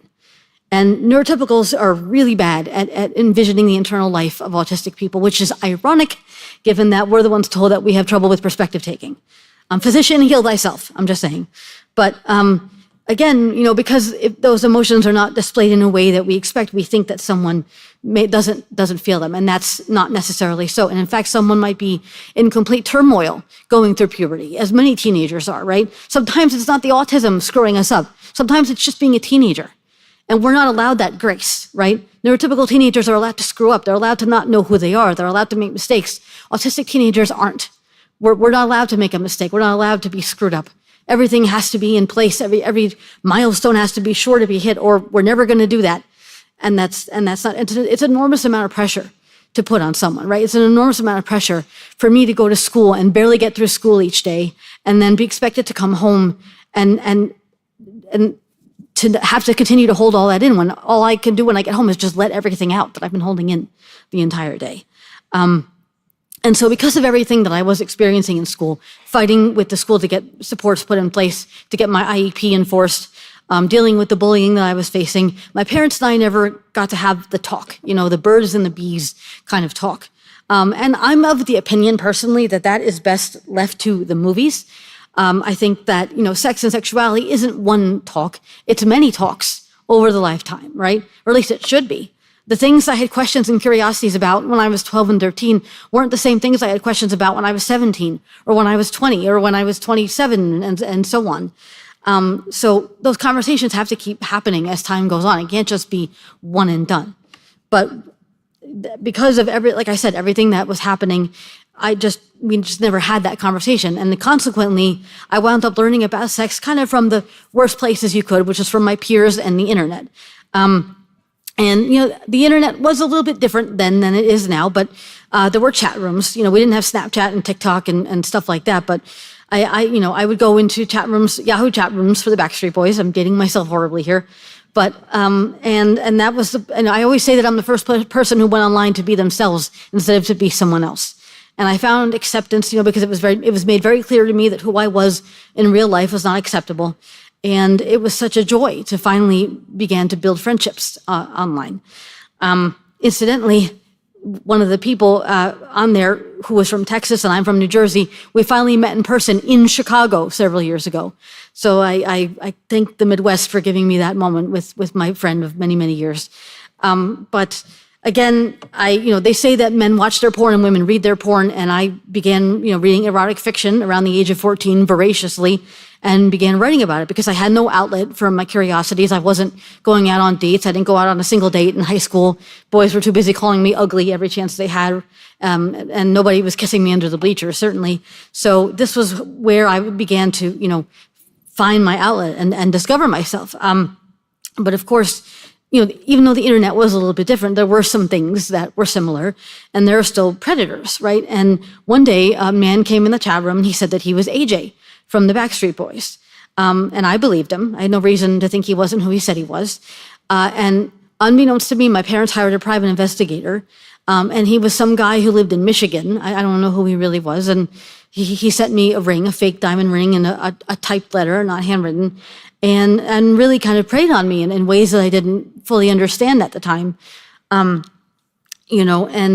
The kind of the worst that I got was that he asked me one time to send him a picture of my breasts. And this was before digital cameras, but my parents had a flatbed scanner. If you guys remember those old scanners, right? So it was on top of our computer desk. And so I hoisted all 90 pounds of myself onto this flatbed scanner, and I scanned my boobs, and I sent them to him. And then he proceeded to send the picture to all my friends in the chat room. And at the time, I was thrilled beyond measure. I was like, oh, he just loved what he saw so much, he wanted to share it with everyone. This is where I was, 14, 15 years old, desperate for acceptance, desperate for validation. And I was completely thrilled. right up until my one friend said, "Oh, Amy, those are your breasts. I thought that they were ears because they were so small." And self-esteem destroyed all over again. I can laugh about it now. It's hilarious to me now, but at the time it was a little bit devastating. But yeah, I was lucky that, it didn't go beyond that. But that's what it is to prey on someone. It's not just preying on someone's body, but on their heart and on their mind, and giving someone the thing that that they want. And that's, again, kind of been a recurring theme, which I'll share more about in a moment. But my reasons for, again, being online were because I had so many disappointing experiences in real life. And when I was 15, a boy moved in across the street from my parents, and he had the hugest freckles I'd ever seen and a bowl haircut that put Julius Caesar to shame. And so, of course, I developed a crush on him right away. And again, this goes back to what I was talking about earlier about intimacy, right? Wanting to establish emotional closeness with him, but not knowing how to do that. So I would compensate for that with physical closeness. So he'd be here on the computer. He'd say, "Amy, come here. I want to show you something." And I'd come over. "Oh, okay. What is it?" And I'd be right on top of him in his personal bubble, steadily pissing him off more and more without realizing it, until he finally stopped talking to me. And every time I'd see him across the street, I would wave and he would glare at me. And about 50 or 100 waves and glares later, I finally got the message. As I mentioned earlier, my first kiss wasn't until I was 17, and it was in an ice skating rink in a game of Truth or Dare, as you do. And again, I developed a big crush on this boy. And we didn't go to the same school, so I wasn't seeing him in person with any regularity, but I called his house one time and his mother answered the phone. "What are you doing? How dare you call here? Don't you ever call here again?" When you used to be able to slam receivers down. And no one could explain to me why this woman was so upset that a 17-year-old girl was calling her 14-year-old son. And I suppose emotionally, developmentally, I was maybe closer to where he was. You might find this with some of the students you work with, that they tend to get along better with peers who are younger than they are, or adults who are much older than they are. And that was certainly the case for me. And I never really got along with peers my own age. But no one could explain, why this was not okay. And I never saw him again after that. Though incidentally, I found out a few years ago that he came out as gay, which fits with my track record. So there you go. So then... Then senior prom comes along, right? And I was raised on a healthy diet of, teen movies, She's All That, and all those things. And I thought, this is going to be my perfect high school moment. I see the heads nodding when I said She's All That. I feel less alone. Thank you. Thank you, millennials. I know you're with me. And so, I had a crush on this boy, and he was a junior. The only way juniors went to the senior prom was with a senior. And so I asked him, and he said yes. But he was friends with the seniors. I wasn't. And one of the most vivid memories I have is of going to one of my classmates' homes right before the prom to take pictures, parents taking all the pictures. And my classmate answered the door, and he greeted my date and didn't say a word to me. And I don't know that anybody did at the house. And then at the prom itself, we'd had the few obligatory slow dances, but he was friends with the seniors. I wasn't. So he was dancing with other girls out on the dance floor most of the night, and I was sitting at the table writing poetry on scraps of paper. So I did not get my perfect high school moment that I was hoping for. And it was just another in that long line of disappointments. However, at age 19, finally, I had my first boyfriend. It's a miracle. It was all I ever wanted. I still call him my starter boyfriend because I had no idea what I was doing. And he was a year older than I was and therefore more experienced. And so I felt that I had to defer to him. And that was the role I found myself in. And I found myself trying to play the part of a girlfriend. Not that I wasn't being myself, but for my behavior analyst people, I kind of made a task analysis out of being a girlfriend. I have to laugh at his jokes, even if they're not funny. I have to go where he wants to go. I have to be nice to his parents. Trying to make rational sense of something that's not inherently rational. But again, that disconnect reared its head between kind of what was expected of me in a relationship versus what I was able to do. Just, not really knowing what it was to be in a relationship and how to keep a relationship going. And it didn't help that, my boyfriend would continuously say that, he was going to dump me for a real woman, meaning one with hips and breasts, neither of which I particularly had at that moment. And in actuality, he did end up dumping me twice. He dumped me, we got back together, and then he dumped me again. And I'm a very loyal person when it comes to friendships. It's very hard for me to let go of friendships. Maybe that's the autism, maybe it's Amy, maybe it's Maybelline. I don't know. It's all of the above. But I convinced myself we had to stay friends, even though he turned into an emotionally abusive jerk. And well, I remember one night we were on the front stoop of the dorm building where we both lived. So he lived on the first floor with a mutual friend. They were roommates. I lived on the third floor in a solo room. We're out on the front stoop, and the mutual friend is smoking a cigarette, and I'm trying to talk to him. And my ex is like, "Go away, get out of here. Nobody wants you here. You know, we don't care what you have to say." And I'm all, it's a free country. I have every right to be out here. And he proceeded to physically assault me, which sounds sort of worse than it was, but he kicked me in the shin and he slapped my forehead with the back of his hand. And he was 6'3", I'm 5 feet nothing. So it wasn't really an even match, as it were. And, we get back in the building and my friend says, "Amy, go get the RA. Tell her what happened. I'll back you up. Just go get the RA. Just go. So I wound up going to the RA. And I told the RA what happened. I went to the police and filed for protection from abuse order, which is similar to a restraining order. I had to testify in court. My friend testified on my behalf. I won the order of protection. We had an on-campus hearing with the Dean of Student Affairs. My ex-boyfriend had to move out of the dorm. No third-party contact, no email, no nothing. And I hadn't seen or heard from him since then, kind of dropped off the face of the earth.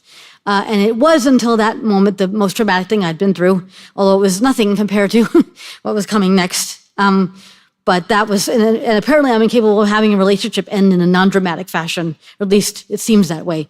But so, when I was 22 years old, I fell in love for the first time. And when you're autistic, you're often made to feel that you need to prove you feel the things you feel because people don't believe you know what love is, or they don't believe you understand how deep these things run, and they run very, very deep.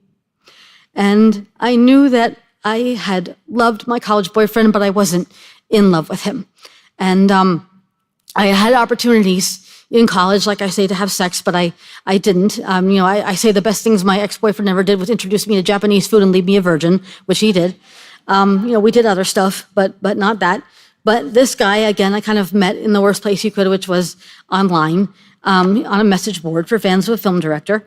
And I was in college in Pennsylvania. He lived in Seattle. And my spring break senior year of college, I passed up the opportunity to see Spam-A-Lot with my dad on Broadway, which I will forever regret, to go to Seattle with some friends where I met this guy in person. And I fell for him even more. And I wound up moving out there after I graduated. So 3,000 miles away from all my friends and all my family. And if you leave now, you'll miss out on the best part. But it's okay. I understand. Do what you got to do. Thank you for coming. So we were sitting in his car one night, I remember, and I turned to him and I said, "Jonathan, I think I'm in love with you." And his response was, "I know." He wasn't Han Solo. You might think he was. He was not Han Solo. But, when you have rose-colored glasses on, all the flags look red, right? And it doesn't matter if you're autistic or not. Being in love makes you stupid. And so in that moment, I thought, oh, of course he knows. He knows me better than I know myself. I didn't have to tell him. Of course he knew. And so I just, fell for him even more. And I decided he was going to be the one I was going to lose my virginity to. And you often hear it said that young people think that they're invincible and nothing can happen to them. Well, I'm autistic, so everything's already happened to me. So I got on the pill before I moved out there, and I waited the full month you're supposed to wait for the pill to kick in before we had sex. And I made sure that we had condoms, and I asked him to wear a white button-down shirt because I always wanted to unbutton a guy's shirt when we were going to make love. And I told you, I'm a writer. These things just, come to me. And I had the bottle of wine picked out. I had the music burned on the CD. And this is before MP3 players, of course. So I thought that I was super, super prepared and ready. But I was still in that place of low self-confidence, low self-esteem, right? Thinking, if I screw this up, he'll never want to have sex with me again. Nobody will ever want to have sex with me again. And this is before I ever even was looking at ABA, but I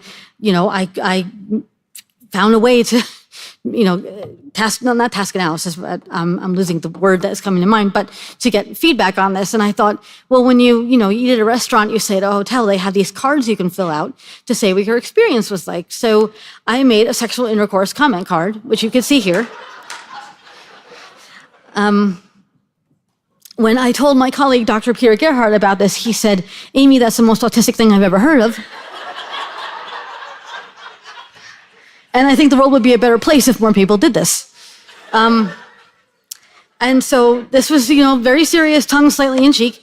And he did fill it out. He did humor me for whatever reason. He's the only one I've ever given it to. But the purpose behind this was because I wanted to have conversations that I didn't know how to have. And so these are some of the questions that were on the back. What did you enjoy most about the sex session? What do you think could have been better?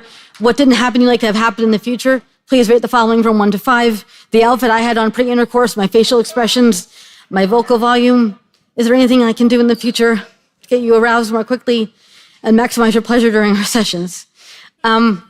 There's a problem with these questions, though.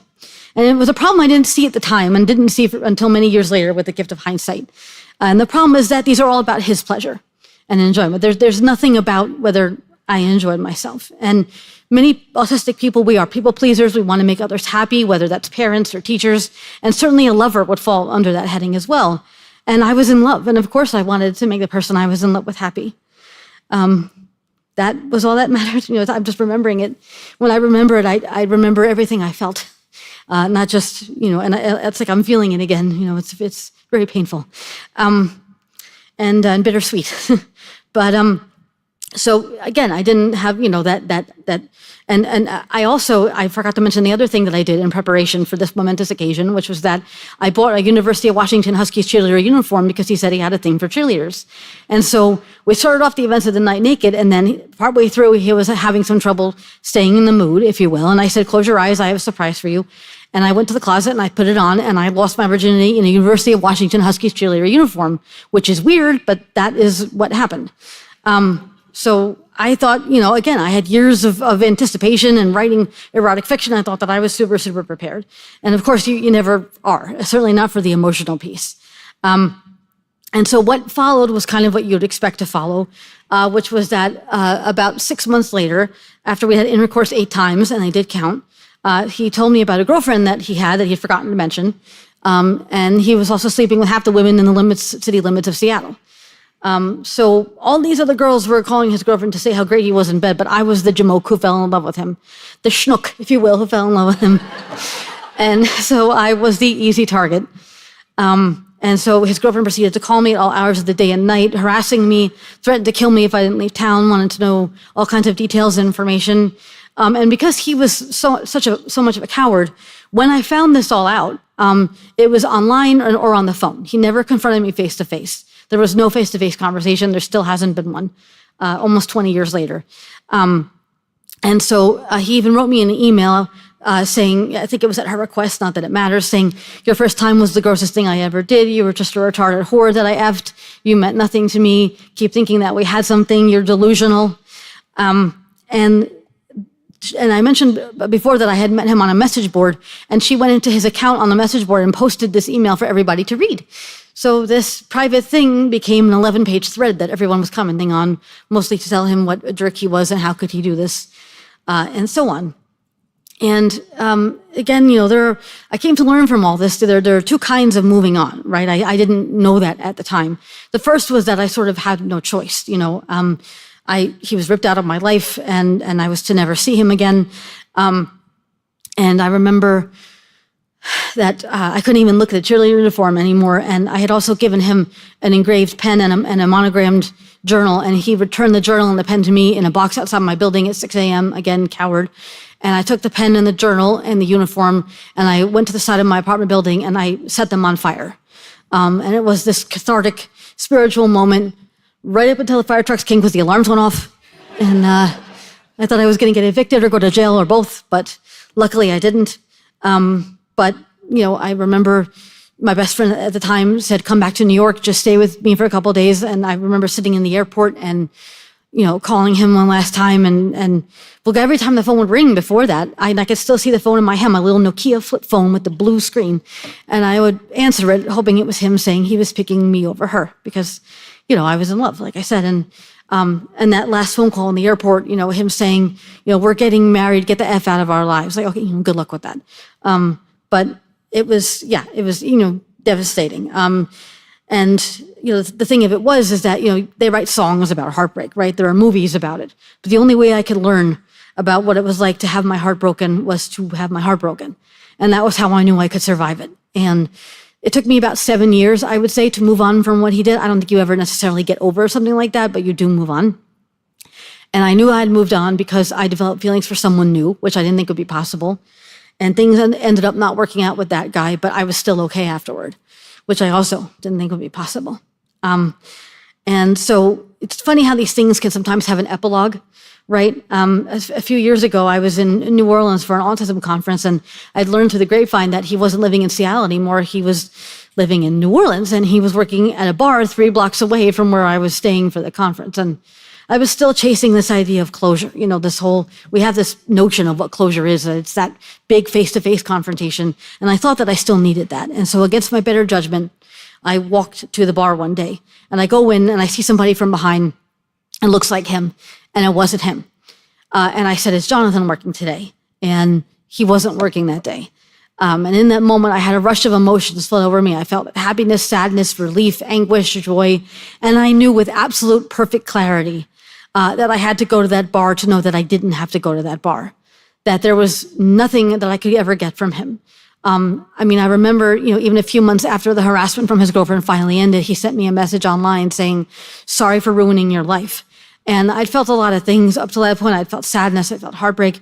But in that moment of reading that message, I felt something I hadn't, which was anger. Pure, clear, undiluted anger. And I thought, screw you, how dare you give yourself that much credit? You didn't ruin my life. I'm still here. And I'm still here all these years later. Thank you. And so outside that bar in New Orleans, I knew that he was never going to be able to give me any closure, that I had already gotten that closure from myself, that it could never come from any place else. And it was just like that validation I had chased for so many years, wanting a boy or someone to tell me that I wasn't broken and that I was fine the way I was, better than fine. That only happened when I looked in the mirror and liked the person that I saw. It had to come from me. Nobody else could give that to me. And again, it was mentioned earlier that they saw me in Seattle when I presented there. That was my first time back in Seattle in 15 years, in the 15 years since I had moved away to go to graduate school. And I actually walked to my old building, and as I was walking, I tripped on the sidewalk and scraped my knee, and I got back up, and I said, "There's a metaphor here." And as I stood in front of my building, it looked exactly the same, but it wasn't the same, because I wasn't the same. I wasn't the same girl who had stood there 15 years earlier when I'd left. And I hadn't been defeated by what happened, and I hadn't been broken by it. And I had come so far. And it was just this incredible full circle moment to experience that and know that in my heart.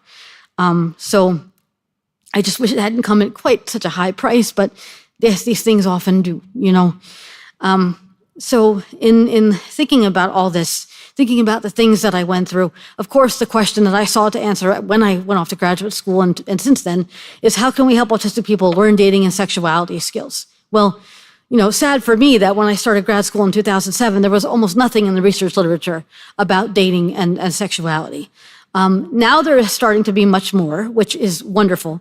But a lot of what exists now is anecdotal, which means that it's talking to people about their experiences and cataloging those experiences, which is great, by the way. To all the researchers out there, I don't know where you have been. Autistic people have been here all along. I don't know why it took you so long to talk to us.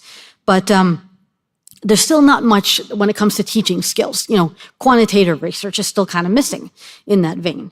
And oftentimes when professionals, BCBAs, OTs, whoever it might be, speech pathologists, anyone, paras are brought in to address sexual behavior, it's usually to stop something, right? Instead of to teach something. Well, Tommy is engaging in inappropriate masturbation. Tara is, rubbing up against this or that, or, it's always to stop something. And sexuality is so much more than just behavior, which we'll go into in just a moment. But when we don't focus on teaching skills, we're missing out on a huge piece of what we need to do to help autistic people engage in sexuality appropriately and healthily and safely. So why is there such a hesitation and a reluctance to talk about sexuality and dating with autistic and disabled people? I think there's a lot of reasons for this, and this is by no means an exhaustive list, but I think there's a lot of preconceived ideas about autism and sex, right? Again, this idea that it's not necessary. People think, well, this is not something that, my child's ever going to need to know because they're not going to be interested in sex. Ma'am, how old is your child? He's 15. Ma'am, that's all he thinks about is sex. Like, it's amazing to me. And so many parents have a hard time seeing their child as a person and not just as their child. I think that's where a lot of this stems from. But in terms of, talking about this and trying to teach these skills, this is a huge part of it, right? Just, again, also assuming that autistic people are asexual or not interested in sex, thinking that people are just children in big bodies. All these things contribute to why these conversations are so difficult to have, as well as the idea of compliance, right? Let me just grab some water. We tend to so frequently focus on compliance and making sure that autistic people are doing what we need them to do, sitting when we need them to sit, wearing what we need them to wear. We forget that non-compliance is a social skill too, and it's a safety skill, right? So if you create someone who's over-compliant, you're almost creating a perfect victim in a lot of ways, because you're creating someone who's going to defer to and go along with anyone who says they're in a position of authority. We have to teach discrimination when it comes to compliance. We can't just always because neurotypicals are not always compliant, right? But we don't punish neurotypicals for not being compliant in a lot of cases. But yet we do that for people on the spectrum. But noncompliance, and I'll go into this more in a few moments, no is a complete sentence, right? We forget that saying no is just as important as saying yes. And that's something that we have to remember and focus on and actively teach. But again, many people also don't feel like they don't know how to teach these skills. For my part, I hate the word expert because I think we're always learning so much all the time about sexuality, and we're learning so much all the time about autism that nobody's really, quote, an expert, so to speak. I prefer the word specialist for that reason. But you don't have to know all the answers to be able to teach these things. Sometimes the most powerful thing that you could say is, I don't know. I've said this to clients that I work with. I don't know the answer to that question. Let's find out together. And it's okay to, especially if you're working with an interdisciplinary team, you have other professionals that you can rely on, and their knowledge as well. And don't feel like you have to know every single answer. Sometimes, especially when it comes to sexuality and relationships, there is no right answer, right? That's just how it is. And again, I think one of the other reasons we're reluctant is the fear of consequences, right? We're teaching something that has an inherent level of risk to it, right? When we put ourselves out there, there's a chance that we might get hurt, might have our heart broken, might have something else happen. But when I talk about this, I often talk about how we as autistic people have the right to what I describe as the dignity of risk. And what that means is that we have the right to be able to take, teaching autistic people isn't just about eliminating risks at all costs. It's about teaching people how to handle risks, right? How to safely, because the world is not risk-free inherently. That's not how the world works, right? So yes, there may be consequences, but sometimes experience is the only teacher as well. Like I said before, the only way I could learn about how to deal with having my heart broken was by having my heart broken. And nobody could necessarily, spare me from that. I mean, I know for my whole life, I've always ended up learning things the hard way, but that's how it's been for me. But I have learned, certainly. So, in thinking about all this and thinking about the reluctance and the challenges that come with having these conversations, I wanted to, try to actively create a curriculum for people on the spectrum. And I was able to do this through my work at Rutgers, and it's called the Adult Autism and Sexuality Kit. And the reasoning, behind this, why I decided to pursue this, as I just mentioned, that lack of quantitative research, how there's just so little out there in this area when it comes to teaching sexuality and dating skills to people on the spectrum. Again, the diagnostic criteria and the stereotypes adding to that idea that there's not a need for a sex education for people on the spectrum. And again, those biases that I mentioned, the things that add to the stigma and the taboo around autism and sexuality, as well as the fact that, when we think about sex education, I often liken it to curb cuts, right? When curb cuts were introduced, they didn't just benefit people who use wheelchairs. They benefited people with mobility challenges, people who push strollers. Everybody wound up benefiting from curb cuts. If we had comprehensive and inclusive sex education that included the life skills piece, which is really this piece that many people on the spectrum have trouble with, if we included that life skills piece, it wouldn't just benefit autistic people, it would benefit everybody. And so this is something I hope will expand beyond even what we've just done at Rutgers. But this is my fantastic team, without whom I would never have been able to complete the curriculum. Dr. Vanessa Ball, who's the director of the Psychological Services Clinic at the RCAS, and Dr. Erin Lipsack, who is at the Lifespan ASD lab there, and Genta Kukash, who is a research assistant. So the way that this kind of all began was we applied and received a $25,000 grant from Next for Autism in May of 2022. This is my first grant as a principal investigator, by the way. And I had no idea what I was doing. They don't tell you how much red tape is involved with grants, but it was certainly complex.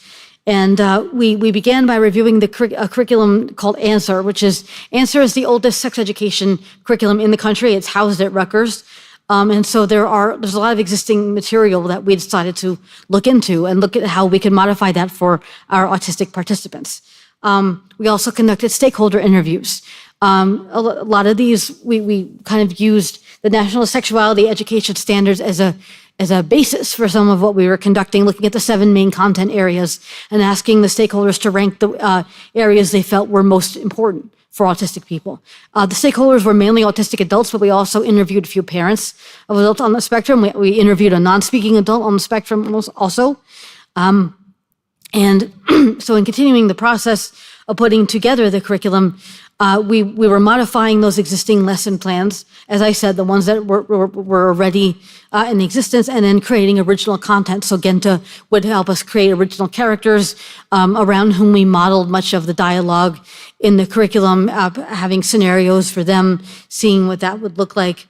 And we decided, because this is such a massive area, it's kind of impossible to figure out where you want to focus. We decided after the stakeholder interviews and looking at what we were going to concentrate on doing to focus on healthy relationships and personal safety. Those were within the realm of preparedness for sex. So there's another curriculum out there that I'll talk about in a few moments that focuses more on healthy relationships and autistic people forming relationships. But we really wanted to focus more on sex and what it is to get ready for sex. And there's a lot that goes into that, actually. It's quite involved. Which you wouldn't think, but it actually is. And these were the content areas that we touched on within the curriculum: personal values and boundaries, intimacy, of course, as I mentioned, how the different topographies of intimacy, physical, emotional, so on and so forth. Consent, of course, consent is a huge area of discussion. What consent looks like, how to give and receive consent. Digital communication and sexting, that's obviously a big concern for many people, young people nowadays on the spectrum. Managing expectations for sex, right? Talking about the difference between porn and sex, that sex is not porn and porn is not sex. Navigating sensory issues and sex. How do you talk to a partner about sensory issues that many people on the spectrum experience? And of course, anatomy, physiology, and the sexual response cycle, which we kind of drew from Masters and Johnson's work in the 1960s. And all of this was through the lens of autistic communication. So what made this so distinct, I think, from other curricula that presently exist is that we didn't want to just tell people, this is the neurotypical way of doing things, this is how you should do it. No, we wanted to tell people, this is what neurotypicals may expect, but this is, let's find the way that works best for you to achieve the goal that you have with your autistic communication style. We're not saying you have to change and be something that you're not. Let's find the way to use your communication style to achieve the goals that you have. And also what set us apart is that once we created the content, we sent it off to an autistic consultant who was a trans individual named Dylan, who gave us some incredible feedback about what we had modified, what we had come up with, and which helped us to further modify the material before we began to run the groups. So we ran the groups in January of this year. I'm happy to say it took us quite a while to get through all of this. And the thing about writing a curriculum is that I had no idea how to do that either. This is the first curriculum I've ever written. And I had a nervous breakdown a few times because every time I thought I knew what we were doing, suddenly it would change. And it was like starting all over again.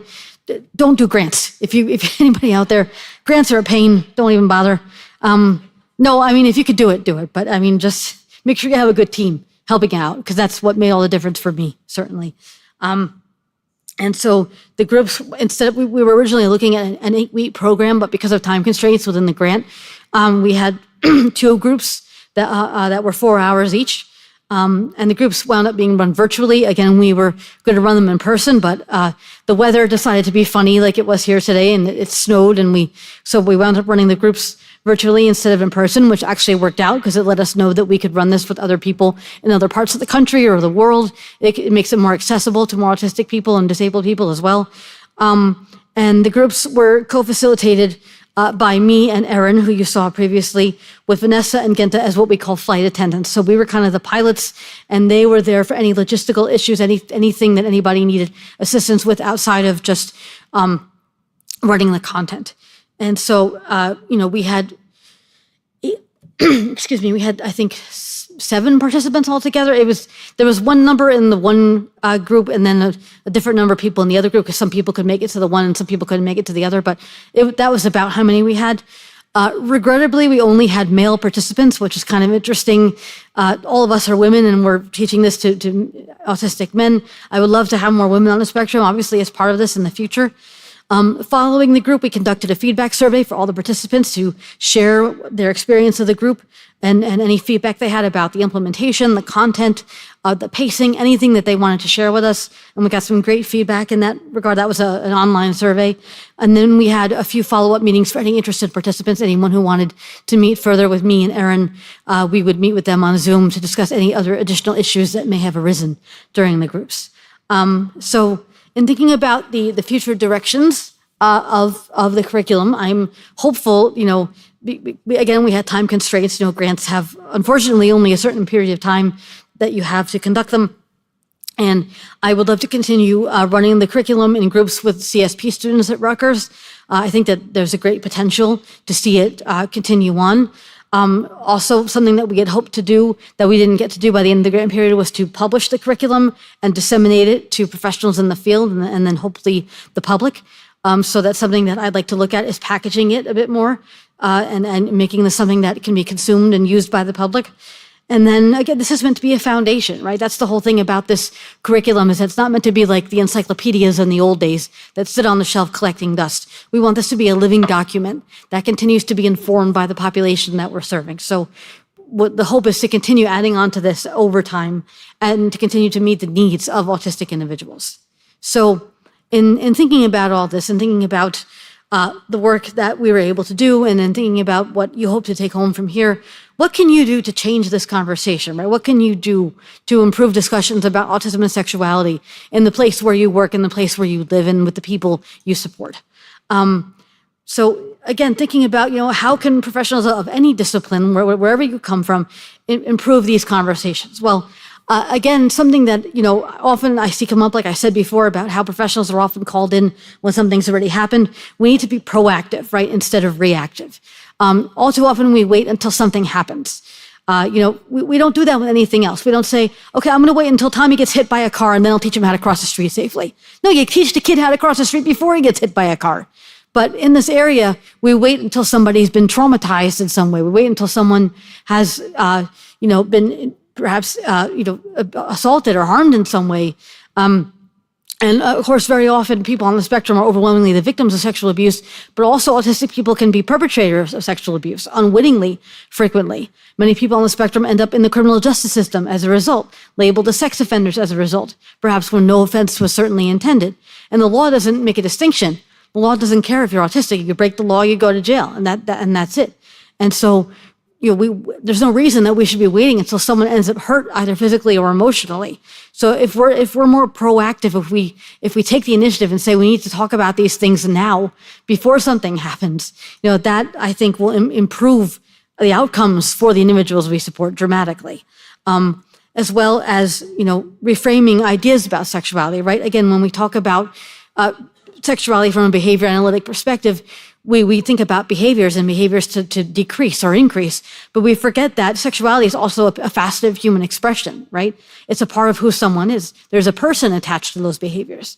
So then the better question could be, okay, why is this person expressing themselves in this way? And what can we do so that this person can express their sexuality in a way that is safe and doesn't cause harm to themselves or to anyone else, right? Rather than trying to stamp out sexuality entirely, which is not the way we want to go. And again, it sounds really basic, but listen to autistic people, right? There are so many incredible autistic advocates out there telling their stories online, in different social media fora, in blogs. People are talking about the experiences that they've had, and you probably have amazing autistic adults in your community. We had some up here this morning who shared their incredible stories, who are fantastic resources to talk to, who can provide insights into the students you work with that no other professionals can. Even though I love my professionals, don't get me wrong. But this is an invaluable resource that is right there in your community.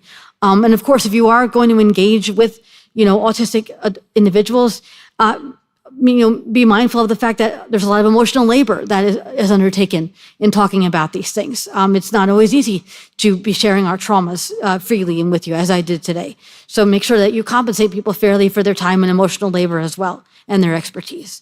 And then finally, funding that research. Like I was saying, we need more qualitative and quantitative research into sexuality. It's very difficult to get this funding still, unfortunately. It shouldn't be, but it still is.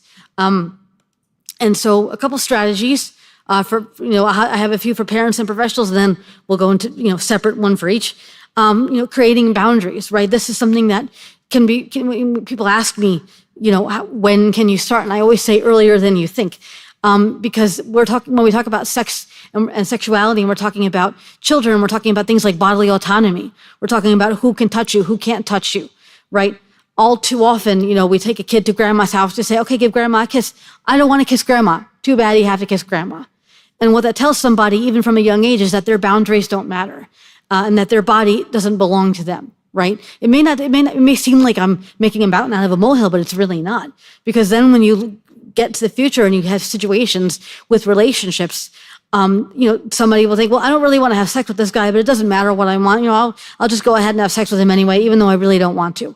It allows someone to feel that their needs are unimportant, right? It teaches autistic people to prioritize the needs and comfort of others ahead of ourselves from a young age. So those boundaries matter, and they have to be established much, much earlier. Again, as I mentioned before, consent, that's a huge piece of all this, and teaching and consent, how to give and receive consent, how consent might look from a non-speaking perspective as well. As I said before about no being a complete sentence, right? That's a social and a safety skill. We're not great at respecting the no of autistic people. And I know we all have to do things in life that we don't want to do. We have to pay taxes, for example. We have to go to work when it's raining. We don't want to do those things. But all too often that no isn't acknowledged for people on the spectrum. And it makes a person feel that their no doesn't matter, right? And it has to matter. It has to be heard. It has to be respected. And as I said before earlier, again, is always, always better. Always be thinking 5-10 years ahead. What does someone need to, if they're 5, what do they need to know when they're 15, Because what's cute when someone's 5 is less cute when somebody's 15, and we'll get them thrown in jail when they're 25, right? So we always have to be thinking about that. A few strategies for professionals. Again, it sounds really basic, but we have to acknowledge those sexual needs and desires of people on the spectrum. We're still not great at doing that, right? We get so squicked out. If people remember the word squick, I remember that word, when it comes to talking about sex and disability, right? But disabled and autistic people are sexual beings. We have those needs. They don't go away just because we're autistic or have autism. And if people were already acknowledging those needs, I wouldn't need to say it, but that's where we still are. And within that framework, think about what is it this person wants, right? What is it they're interested in? What is their goal? Could it be that they want a girlfriend? Do they want a friend? Do they want to have somebody to go to the movies with? Do they, what is it that is their goal here? And what is the best way to help them achieve that goal, right? That's something that I think, is a good way to get started in these conversations and get started in thinking about all this. And again, as I said before, knowing what you don't know, right? It's okay not to have all the answers. It's okay to not know what the right thing is in a given moment. But then the question is knowing where you can turn to for that information, knowing the resources you have at your disposal, the other professionals that you work with, just being aware of that, right? And then for parents, again, discussing issues at an age appropriate and maturity appropriate level, right? People often ask me, what's the right age to begin talking about sexuality? And I always say, we have to look at the intersection of what someone should know for their chronological age and what they're interested in knowing at that particular point in their development, right? So what that means is you don't have to break out all the charts and slides and diagrams all at once. You can take something really small and turn it into a much larger conversation. You could say, hey, did you see those 2 characters kiss the other day? And that's a really small thing that can lead to a much, much bigger conversation. And being a safe space for your child, right? What's that mean? It means maybe your kid doesn't want to talk to you about these things, which is cold normal, because I don't know most 15-year-olds who would want to talk to their mother about sex. But if you let them know that you're there they will know that, and they'll feel safe coming to you with things. If you even say, hey, okay, if you don't want to talk about this right now, that's fine. If you want a second opinion, I'll be here. That will let your child know that you're a safe person to talk to about these things, and that safety is paramount, especially in the teenage years when the whole world can often feel unsafe at every turn. And perhaps something else, that can be helpful is focusing on the future, right? We tend to get so caught up in the day-to-day and making sure that we get an autistic child just through that day that we often don't think about the future. But the future is where we're going to spend the rest of our lives, right? We're not going to be kids forever. We're going to become autistic adults. And so if we think about what is going to make my child happy when they grow up, that's something that helps us think more long-term and think about not just that moment, but the future to come. So a couple of resources. I mentioned before, there are a few other sex ed curricula out there. Elevatus Training from Catherine McLaughlin is one of them. She is physically disabled. She uses a wheelchair, so it's a little bit more geared to physical disabilities, but there's plenty that covers developmental disabilities as well. And the Hearts curriculum out of Boston University, this is the one that I was talking about before that focuses on relationships and forming healthy relationships for people on the spectrum, which I think makes it complement very nicely to my ASK curriculum, our ASK curriculum. There's also the Sex Ed Guide for Self-Advocates, which is from the Organization for Autism Research. This is free and available online. It's for individuals on the spectrum ages 15 and up. And it has sections on everything from personal safety to dating to sexual orientation, the hygiene, abuse, all of that is covered there. And myself and Dr. Gerhardt recorded the introductions to each section. So we are on there as well. And Sexuality and Disability, a guide for parents. This is from Alberta Health Services in Canada. It's sex positive, it's LGBTQ inclusive, and I find that it's a really great starting point. It's not autism specific necessarily, but I think it's great, a great resource for parents and professionals alike in starting a conversation about sexuality. So these are a couple books that are presently out there. Hopefully my book will be among this array very soon. Asperger's Syndrome and Sexuality from Dr. Isabel Hanote. Making Sense of Sex, Sexuality and Relationship Education from Davida Hartman, and of course, Gender Identity, Sexuality and Autism. This is a collection of essays written by people on the spectrum. And as I've said, I encourage you where possible to read things that are written by people on the spectrum. You'll learn so much from reading those firsthand perspectives. It will be invaluable to you. And there are actually now some dating sites for autistic adults, not just dating, but friendships. Aspie Singles, Hickey, Autism Date, and Unipi. These are all dating sites that are out there. Obviously, I encourage you to do research on each of them before using any of them. eHarmony also has a great section about online dating safety tips, which I think can be modified really spectacularly for people on the spectrum. So again, I'm a little gun shy with online dating, given my own experiences, but I think this is something that could be really helpful for people. And as a final thought, to remember that you can't stop life from happening, right? If you put somebody in a bubble so that nothing will ever happen to them, then nothing will ever happen to them. But that's not how you ensure that we as people on the spectrum will be able to make the same choices as our neurotypical peers and will be able to thrive and succeed when you're no longer here. And I love this quote from Frida Kahlo, al final del día podemos soportarnos de lo que creemos, which means at the end of the day, we endure far more than we think we can. And for me, I find this applies to autistic individuals. We are resilient because we often have to be, because we're trying to succeed and exist in a world that's not built for people like us. But you will not harm our innocence by teaching us about sexuality. You will not damage us. You will, in fact, be empowering us to see ourselves as fully realized sexual beings and to make those choices safely that we need to make when you're no longer here. So I thank you all so much for your time and attention. Here's my contact information. If you scan that, it'll take you to follow my social media pages. And thank you so much. And we'll go to questions.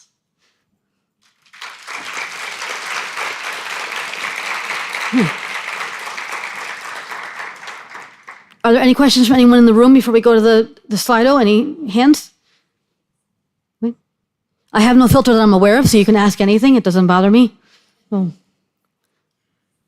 Okay, well, we have one here. Should students who are autistic have a separate sex education class different from the general education setting? That's an interesting one. That's come up before. And I think that there's so much, again, if we had comprehensive and inclusive sex education that included the life skills piece, I think everyone would benefit from that. I think when you segregate autistic people from neurotypicals in that it says that there's something somehow inherently different, about autistic people. It kind of creates this othering sense, I think we all would benefit from learning from each other in many ways. I mean, I think there are some things that maybe some autistic people would feel more comfortable asking, not in front of their other peers, and in which case you could offer to have one-on-one meetings with a student, or things that you can address if they're not comfortable asking those again in front of peers. But I had health class with my neurotypical peers. I was mainstreamed all through school. There was no self-contained classroom back then. So I think it also lets everyone know that everybody struggles with this stuff, right? Also, when you separate people, it's this thing of the neurotypical kids, they know all this. You're the ones who are like broken and different. But the fact is, we all struggle with this stuff. If we let people know that nobody has it all figured out, I think we'd all be better off too. Instead of just feeling like we're the only one who screwed up, we're the only one who doesn't know what we're doing. So, I mean, it is situational. I'd say it depends, of course, on the school setting and on the circumstances. But I would prefer a fully inclusive class myself. We have some other questions here. Let's see. Do you suggest talking about sex with our autistic students when traditional sex ed is introduced in the curriculum? I think yes, because I think there's going to be questions that will come up that probably won't be addressed in the traditional curriculum. A lot of curriculum, first of all, are not comprehensive. And there's only a handful of states in which the curriculum are even required to be medically accurate, which I learned from Dr. Gerhardt. So, there's things that are probably not necessarily going to be covered, and the things I had questions about, I know when I was a teenager, were not covered in like a general health class. How do you know if someone likes you? How do you ask someone out on a date? How do you go out on a date?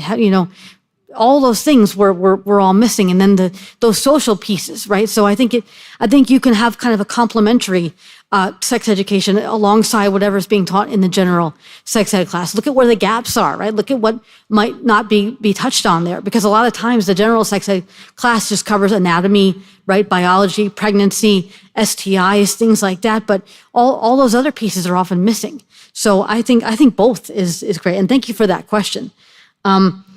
I see you guys asking about the curriculum. It's not, again, we're still looking to package it. It's not available fully as of yet. If you email me, I may be able to send it to you. I need to just double check with my collaborators to make sure that is all set and good. Regarding about the use of the curriculum with individuals with higher support needs, just as a note, I prefer to use higher support needs versus minimal support needs rather than high functioning and low functioning. I find that those labels can be a bit stigmatizing. And often high functioning ignores and dismisses the things that people have challenges with, and low functioning dismisses and ignores the things that people have the abilities people have. But so yes, for individuals who have higher support needs, that's not who the audience for this curriculum is at this moment, but that is certainly something that we have thought about looking at for the future, potentially modifying the curriculum in that vein. There are, however, other curricula and teaching materials that exist for individuals with higher support needs. My colleague, Dr. Bobby Gallagher, who is amazing, she has 2 adult children on the spectrum who are high support needs, and she does sex education for this population. So she's a tremendous resource in that vein.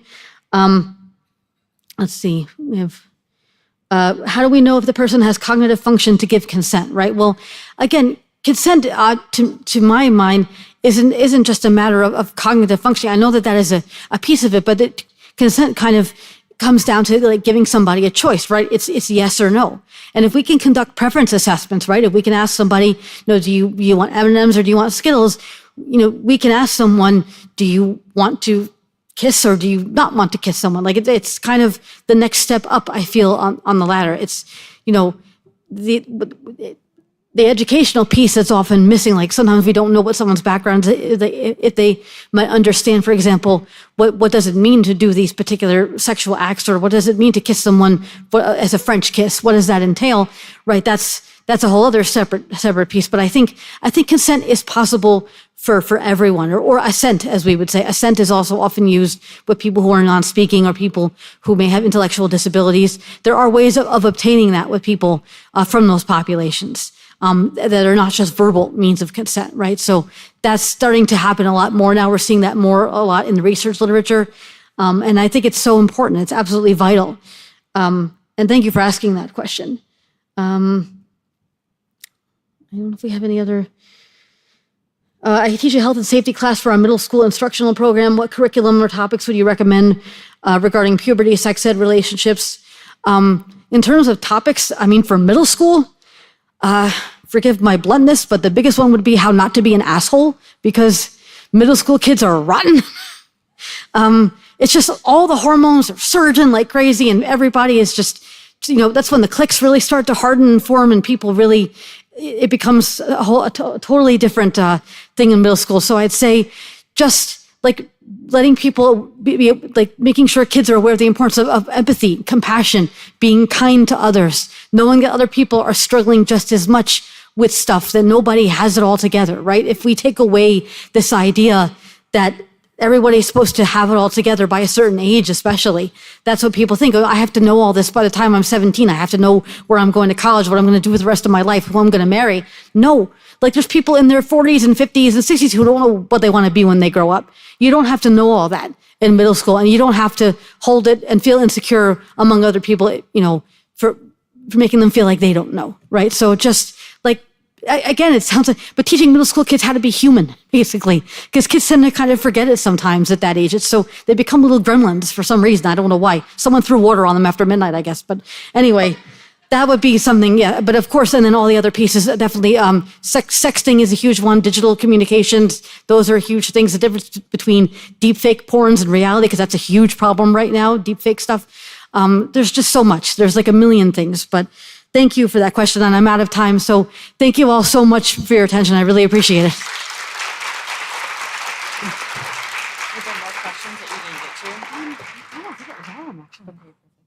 I was just asking if there's more questions she didn't get to, because we could get answers from her to the questions, and then we can email them out. So we'll get some responses from you, and then I can email them out to everybody.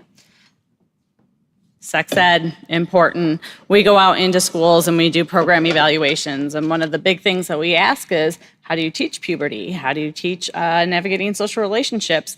And more often than not, guess what? There's not a whole lot of information there. So we know it is a huge issue. It's been an issue. Many of the individuals that I've worked with when I started in grad school, just a few years ago, 20 years ago, now, they've gone through puberty, and there was nothing available. And so we had the luxury of creating visuals for individuals with autism, because we know visuals are effective and they work. And so we have penises that we have put developmentally growth cycles to, as well as breasts. And so it's always questioned, what's ISDU tech going to do if they see my computer, as to why I have some of these interesting visuals on there. But a growing need, and hopefully we can do better at preparing our students with disabilities to better understand their bodies as they are growing and changing, and as well as navigating social relationships. Amy, thank you. As I said, wonderful information. Very much appreciated. So thank you. And if there are any additional questions that came through, we will get her responses to send out. So we're going to get you out of here. There is a sign out code. Be sure, if you want CPDUs, to sign out. If you're not interested in CPDUs, you do not need to sign out. But more importantly, or just as importantly, or now for the fun part, we are going to do our raffles. So we have all these tickets and all these fun gifts. What we're going to do is I'm going to read off a raffle ticket number, and you're going to come up. You do need to be present. So as you saw, there's some people that left. You have a higher opportunity or chance of winning a ticket. Prize. So our first prize is, you can come up and you have a whole array of selection. Pick whichever one you like. Ticket number 1536520. Winner, winner, chicken dinner. All right, ticket number 1536513. Woohoo!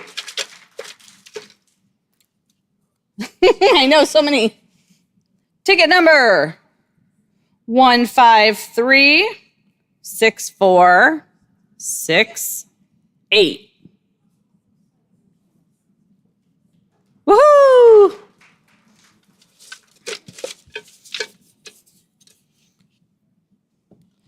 One 536-501.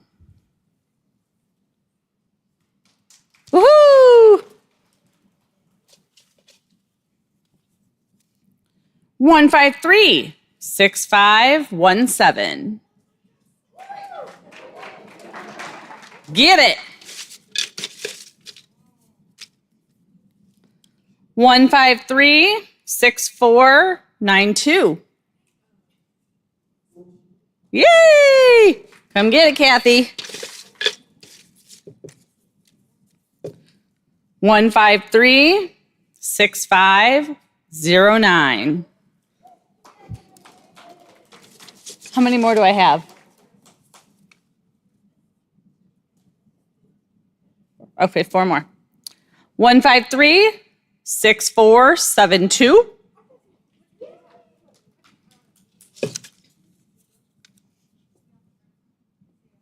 Oh, and these are all one apiece, so you get to take a bag. You know those bags. No, the sensor, there's 3 or 4 of them there. They'll be each, there's one, one is a prize. Yes, 153-6500. Get it.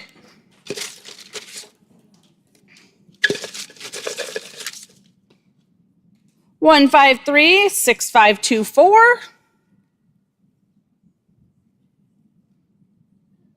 Woohoo! 2 more. Okay. 153-6494. 6494 in the house. All right. Scratch that one. 153-6495. Woohoo! 153-6498. Woohoo! Come on up, jury. And that's it? Awesome, that is it. We appreciate you guys hanging out a little bit late. We hope that you're walking away with new ideas, new resources. We'll be sending out Save the Date next year. We are tentatively planning for April 30th. So look out for emails for evaluations, CPDU, ISB evaluation form, and evidence of completion. And please provide us feedback so we can share what we can do better and how to make this event stronger, and any other feedback that you have. Thank you for spending your day with us, and don't forget your parking pass and your name tag. Anything else last minute? Enjoy. Thank you, everybody.